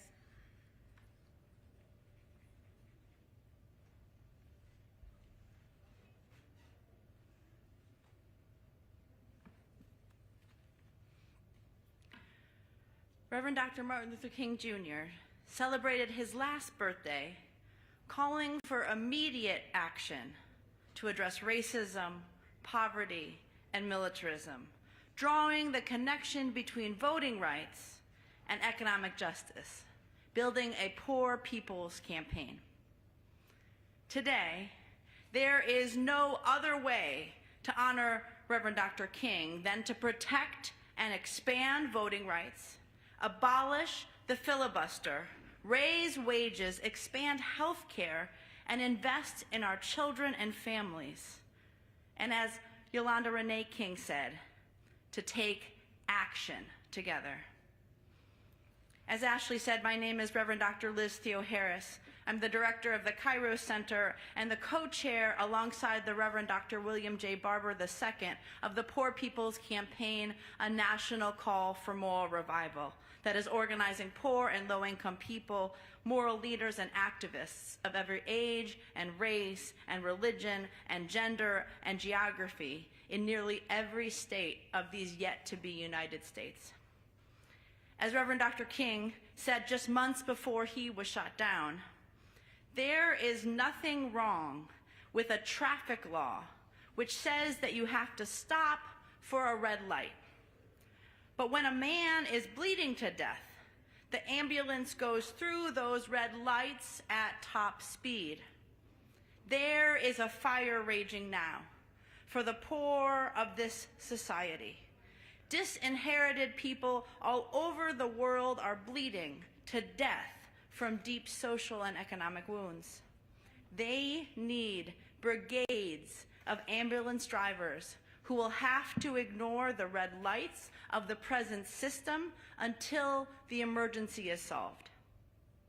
with fewer voting rights today than people had more than 50 years ago, despite people dying for those rights, with a rolling coup taking place in state legislatures across the country, working to diminish the power of a multiracial democracy rising up, with 140 million people who are poor and low income in this, the richest country in the world, and a third of the nation's electorate poor and low income.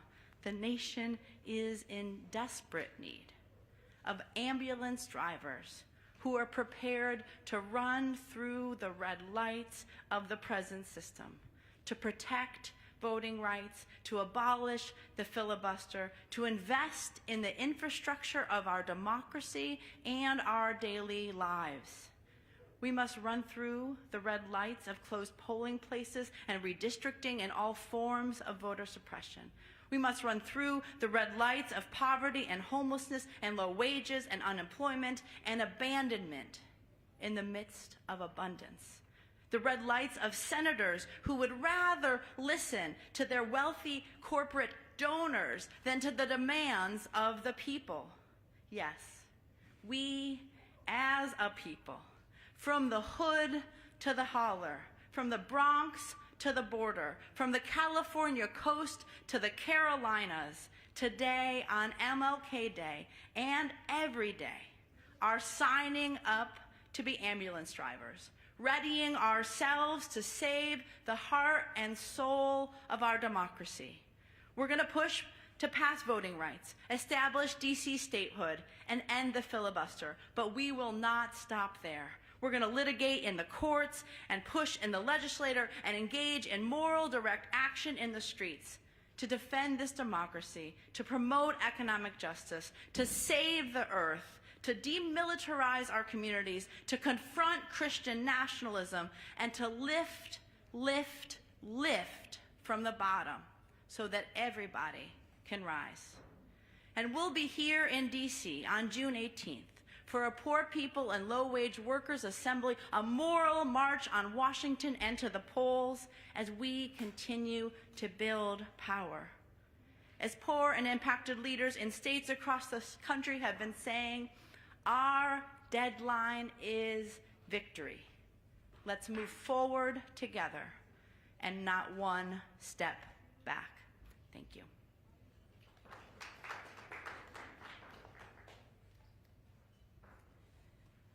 Thank you, Reverend Theo Harris. Our next speaker is Ramon Cruz, who is the president of Sierra Club, the nation's largest grassroots environmental movement with millions of members across the country. Mr. Cruz?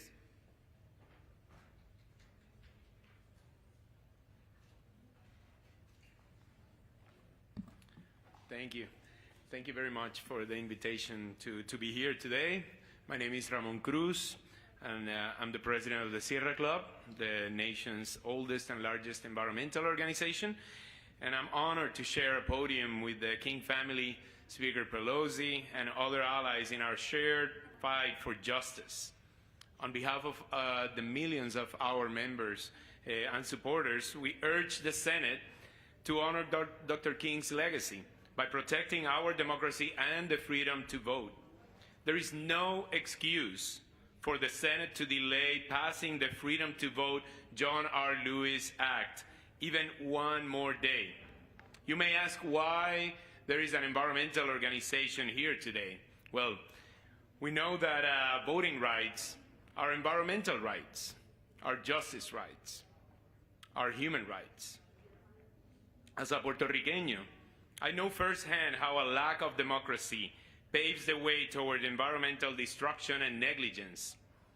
When a major climate disaster like Hurricane Maria hit Puerto Rico, the former administration felt entitled to refuse our calls for help that were so desperately needed. Being deprived of political power is the first step to environmental racism, and to being disenfranchised and not accessing the resources necessary for a strong economic development, recovery, and equality. This is not what true democracy looks like. We need a robust, representative democracy to ensure that our demands for clean, healthy environments and safety from the climate crisis are heard in the halls of power. But time and again, Leader McConnell and the Republican Party have exploited the filibuster to block progress on climate action, equal pay, raising the minimum wage, and to stop Congress from protecting our most fundamental freedom in a democracy, the freedom to vote. The only way around this extreme obstruction is for Democrats to change the filibuster rule. All but 2 Democrats are committed to this. We now need Senators Manchin and Sinema to stand on the right side of history and do whatever it takes to preserve our right to vote. The choice in front of every senator is a simple one. How do you want to be remembered? Senators can choose to preserve the Jim Crow relic known as the filibuster, or they can choose to preserve millions of Americans' voting rights instead. They cannot do both. They can't. So this Martin Luther King Day, we call on our senators to be on the right side of history and do whatever it takes to pass the Freedom to Vote John R. Lewis Act, Voting Rights Act. History, the American people, are watching, and we'll judge them. Gracias.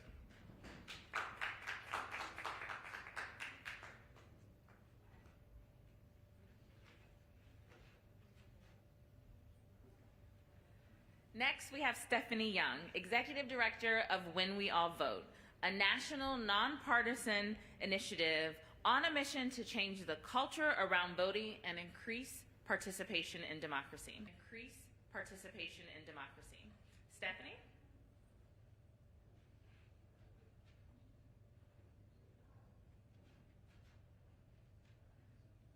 Thank you, Ashley. And good afternoon. My name is Stephanie Young, and I'm the Executive Director of When We All Vote, a nonpartisan organization launched by former First Lady Michelle Obama, and we are on a mission to change the culture around voting and to increase participation in each and every election. Thank you to the King family for inviting When We All Vote to be a part of this moment. Thank you to Speaker Pelosi and the CBC Chair Joyce Beatty and Representative Terri Sewell for their leadership on Capitol Hill, and all the partners here today. My late father, Bishop McKinley Young, pastored Big Bethel AME Church just down the street from Auburn Avenue, which is where Ebenezer Baptist Church is, in Atlanta, Georgia. And he taught me that faith without works is dead. I have faith in our democracy, but we have to work to keep it. From growing up to Atlanta to apartheid Cape Town, South Africa, I learned that saving democracy has never been led by the people in power. It has been led by us, the people, and it starts in our communities. Today I stand representing Michelle Obama and the over 500,000 people that we helped to get registered and turn out to vote in 2020, the 25,000 voting squad captains who volunteered, registered, and turned out voters, people like Capricia in DC at Black Lives Matter Plaza and Addison in Florida, and those who stepped up to be poll workers doing their local elections, and the hundreds and thousands of supporters representing When We All Vote, to join our partners here to tell the Senate, and particularly Manchin and Sinema, and all who stand in the way of progress, to pass the Freedom to Vote Act and the John Lewis Voting Rights Act, once and for all, for the sake of our democracy. The American people did their part, and they deserve a Senate who believes in democracy and leaders who will protect them and their work for their best instead of their best interests. Not to mention 83% of Americans support federal voting rights legislation, while the minority of the Senate has blocked or filibustered our progress. Let us release ourselves from the chains of the filibuster that block any progress. It has no basis in the Constitution, and it has a racist and a very present past. Last Sunday, When We All Vote published a full-page ad in the New York Times, joined by 31 organizations representing millions of Americans, to pledge to recruit and train 100,000 volunteers, register more than 1 million new voters, organize at least 100,000 Americans to contact their senators to fight for federal voting legislation and more. Dr. King's words ring truer more now than ever. Let us march on the ballot boxes until somehow we will be able to develop that day when men will have food and material necessities for their bodies, freedom and dignity for their spirits, and education and culture for their mind. No matter what happens, this is not over, and When We All Vote remains in the fight. November is coming, and we're getting ready. We are committed not only to registering thousands of people to vote, but to educate them about the importance of every elected office, from school boards to judges to governors and their secretaries of state. So to the Senate, history has its eyes on you. Pass the Freedom to Vote and the John Lewis Voting Rights Act once and for all. The fight continues. Fight on. Thank you. Thank you, Stephanie. We'll now hear from Taifa Smith Butler, the president of DEMOS, a dynamic think tank that powers the movement for a just, inclusive, and multiracial democracy.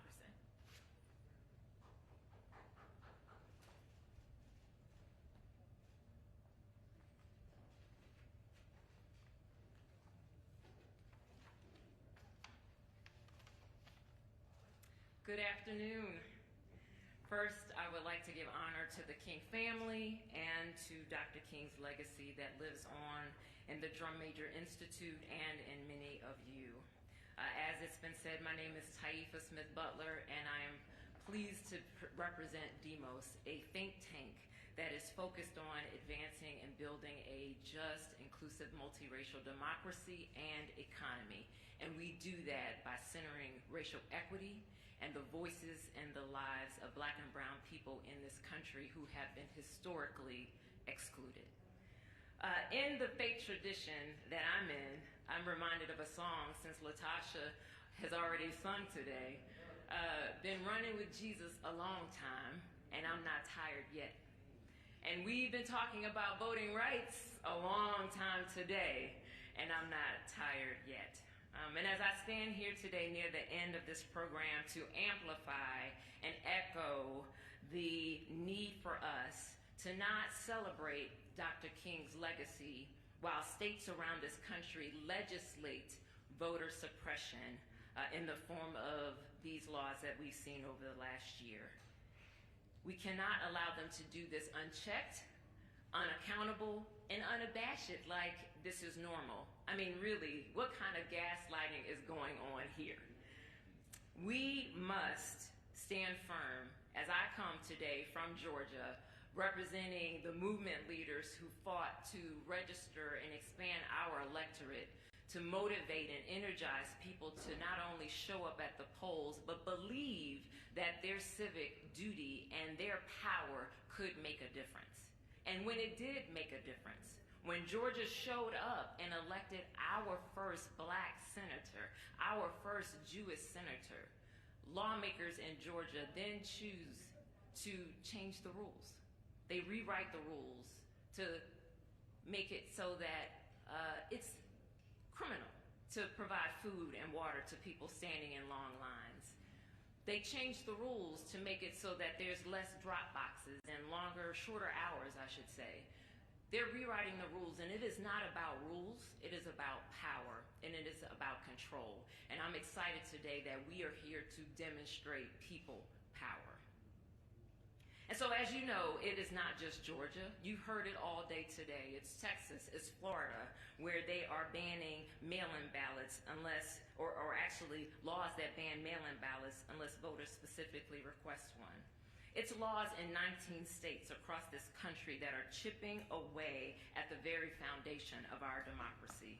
And it doesn't stop at the ballot box.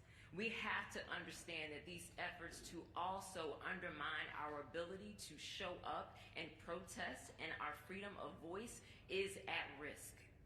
Our ability to teach our children the truth about American history is on the line today.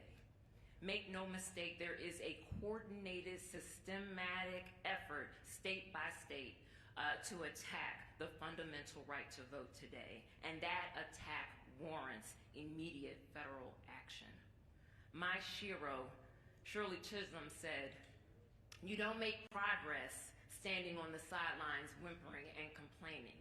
You make progress by implementing ideas." Well, we have an idea on the table today. An idea that we must advance in this defining moment in this country's history. And that idea is the Freedom to Vote Act and the John R. Lewis Act, named after a man who spent nearly 3 decades of his remarkable life representing the people of Georgia here in Washington. It is the last great hope of our democracy. The idea of national standards on automatic and same-day voter registration, expanding vote by mail, baselines for early voting days, preventing partisan gerrymandering, and so much more. These are the ideas that are sound and will strengthen our democracy, not restrict access to it. So Congress has a duty to defend the right to vote today, to stand against these unlawful voter purges, to guard against the discriminatory state-level anti-voter laws, and to do anything less is nonfeasance.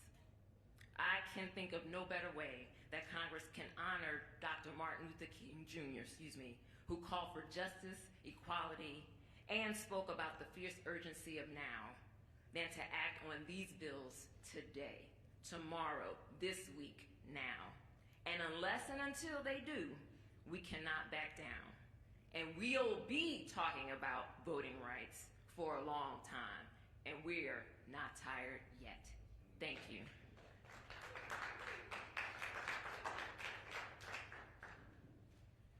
Thank you, Taifa. Our last speaker on the program, we'll hear from Virginia K. Solomon, who has led the League of Women Voters since 2018. As the CEO of the League of Women Voters, Virginia builds upon her vision for an inclusive democracy where every person in America has the ability and opportunity to participate and advocate for the issues that matter to them. Virginia?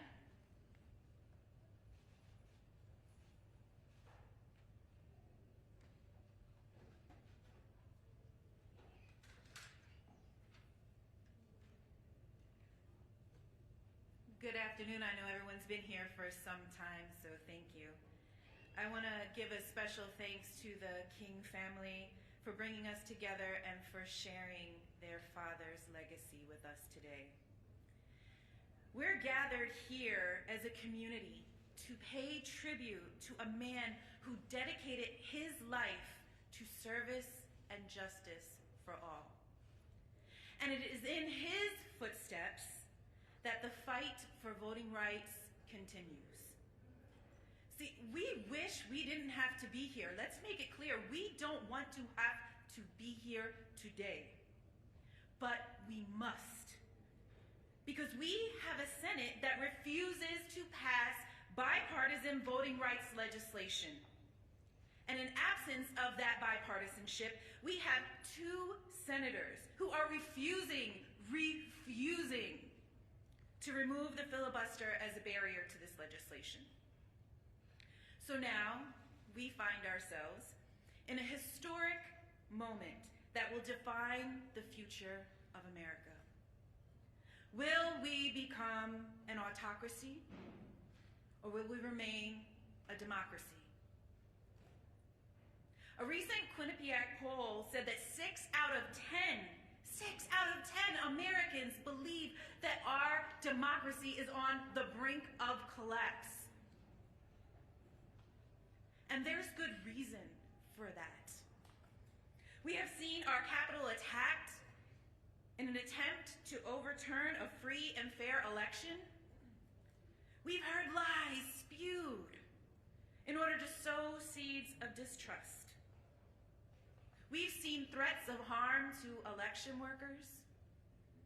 We've seen anti-voter bills passed around the country that will limit the ability of voters to cast their ballots.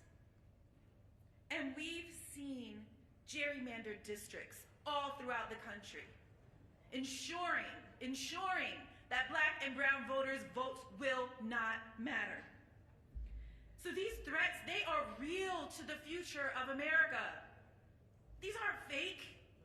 This is not imagined. But despite this, despite all of these threats, we have hope. We have hope because we know that it is never too late for these senators to change their minds. And we will do everything in our power to get them to do just that, to change their minds. Senators Manchin and Sinema, there is no shame in changing your mind. Superman even changed his mind. There's no reason why you can't. And we know we are on the side of justice. We know we are on the side of morality, and we know that we are on the side of democracy. And so we ask you to join us and change your mind. And that is why we take this day, a day that honors the legacy of Dr. King and all the freedom fighters who came before him. Not just to mark how far we've come, but to rally and to lift our voices, to commit ourselves anew to the fight for democracy. And this includes the fight for DC statehood, which is a civil rights issue, which cannot be separated from the fight for democracy and voting rights.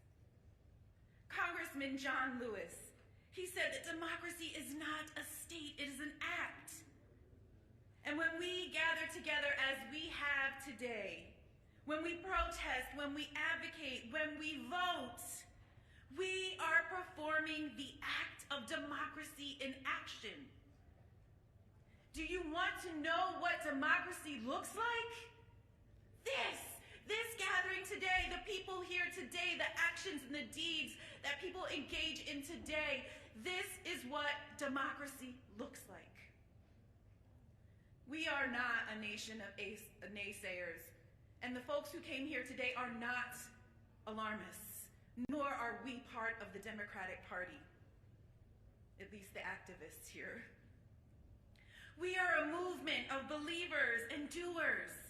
We put ourselves on the front lines to build a more perfect union for all. So when our communities are pushed out of the voting process, we fight. When our seniors can't access the polls safely, we fight. And when communities are deliberately neglected or denied voting access, we fight. And now we need the Senate to fight for us. When we stand collectively in our power as we do today, we can create real change and progress that is long, long overdue. This fight isn't about today. It's been going on for some time. Make no mistake. And that is why we are calling on the Senate to protect our sacred right to vote. They must deliver for our democracy. It is about our future. It is about the future of our children. And it will require clarity and moral courage. And those in the Senate must do what's right, especially Senators Manchin and Sinema. Be our superheroes and change your mind. History will remember this moment, and history will remember who allowed our democracy to collapse or who saved it. Each of these senators must now choose which side they are on. And we hope they will choose right. Thank you all so very much.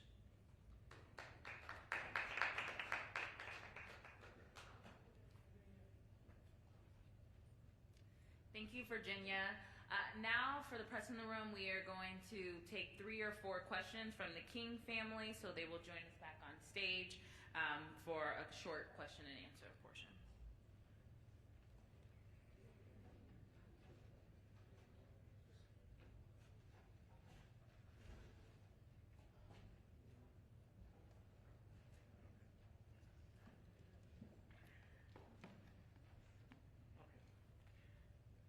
Okay, we'll be happy to take a few questions, and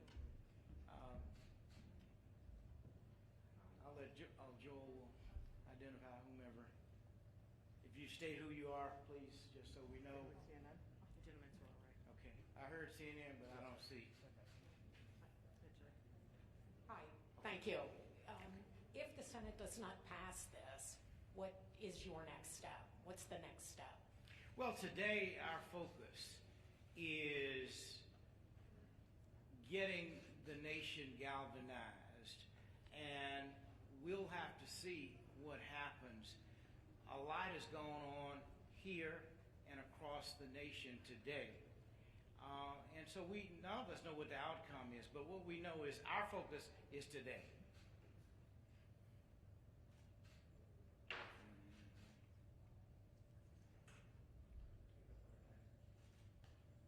Any other questions? Hello, Jenny from Associated Press.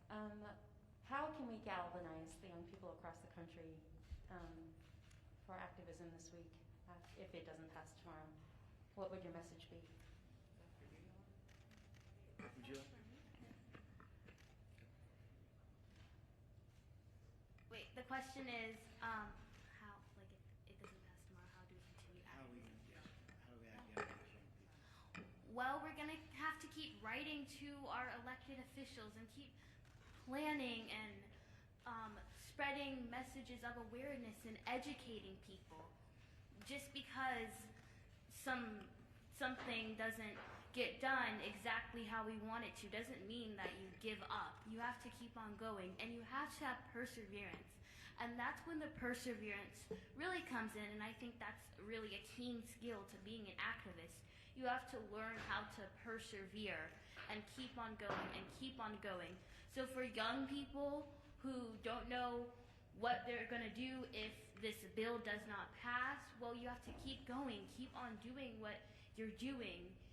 Many of my grandfather's campaign weren't just 2-month campaigns. They were quite long-term.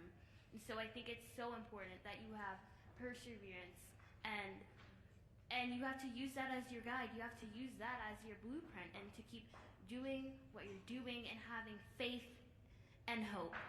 And let me add something. That's extraordinarily powerful what she's saying, which the other thing is in 1964, Dad went in to see President Johnson, and he told Dad when Dad said, "We need a Voting Rights Act now, Mr. President." And Dr. King, we're out. We're fresh out. We have nothing. We cannot do anything for you. So when Dad and his team were leaving the White House, Dad said to those who were with him, who asked Dr. King, "What are we going to do now?" Well, number one, we have to precipitate a nonviolent crisis so that the Congress will have to respond to us. Of course, Selma came, and therein was the opportunity for the president to sign the bill after Congress passed the bill. My only point is, we just never know what is going to happen. I fought for years to get Confederate flags brought down, specifically in South Carolina. When I was president of SCLC, we boycotted and chose not to do our convention that year. Tragically, 9 members of a church, Mother Emanuel, the pastor, Reverend Pinckney, who was the state senator and close to Governor Nikki Haley at the time, they would not remove that flag. Tragically, after 9 people were killed, the flag was removed. Just last year, a year and a half ago now, tragically, the death of George Floyd, where we had demonstrations in every state in our nation and all over the world. All of a sudden, the relics of Confederate generals have come down all across this nation, and those relics who owned slavery all over the world. So my point is, we don't always know what is going to be the catalyst, but what we know is, as my wife said earlier, we're not going to give in, we're not going to give up, we're not going to give out. Hi, Rachel Scott with ABC. Thank you so much for your time. Senator Manchin has released a statement today honoring your father and your grandfather's life. Senator Sinema has also put out a tweet. Do you think that goes far enough, putting out a statement commemorating the life of Dr. Martin Luther King? And what would your message be to each of them in these final hours ahead of that critical vote tomorrow?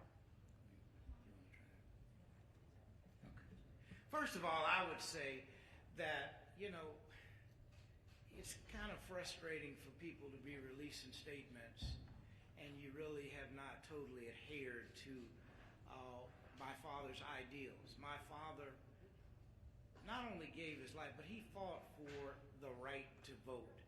And he and others gave their lives. And again, Senator Manchin says he supports the bill, but he won't move, or has not so far moved on a pathway to say that there's a pathway forward. So my hope And my message to him would be, Senator, you got to go further. You can't say I'm for something but don't have them halfway to it. And that's anybody who's talking about Dad today, because I'm sure many senators also on the Republican side who ought to be ashamed of themselves, who have shut down the process for voter expansion, voter protections. So that's the first thing I would say. And I would ask them the same thing that I asked in my statements earlier. If, in fact, they want to celebrate the legacy of Martin Luther King Jr., I would ask them to think about their own constituents, but I also would ask them to think about Dr. King's granddaughter, Yolanda, who was born in 2008. In 2013, as I said earlier, with the Voting Rights Act being dismantled, which was the cornerstone of her grandmother's legacy. And then last year with Georgia being one of the states that passed regressive and suppressive legislation. And so I would ask them to think about tonight in these final hours, and I would imagine that they will say their nightly prayers, as many do, before they fall asleep tonight. And for them to really think about, as they typed in or thought about the words of Martin Luther King Jr., is this the dream that Martin Luther King Jr. had for his granddaughter and for her peers, for them in their 13 short years to have less voting rights than the day that they were born?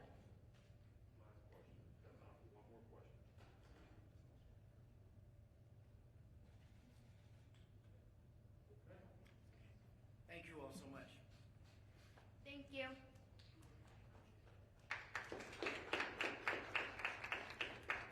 Again, we want to thank the King family. Also want to thank all the folks who helped plan this event, and particularly Stasha Rose on the side.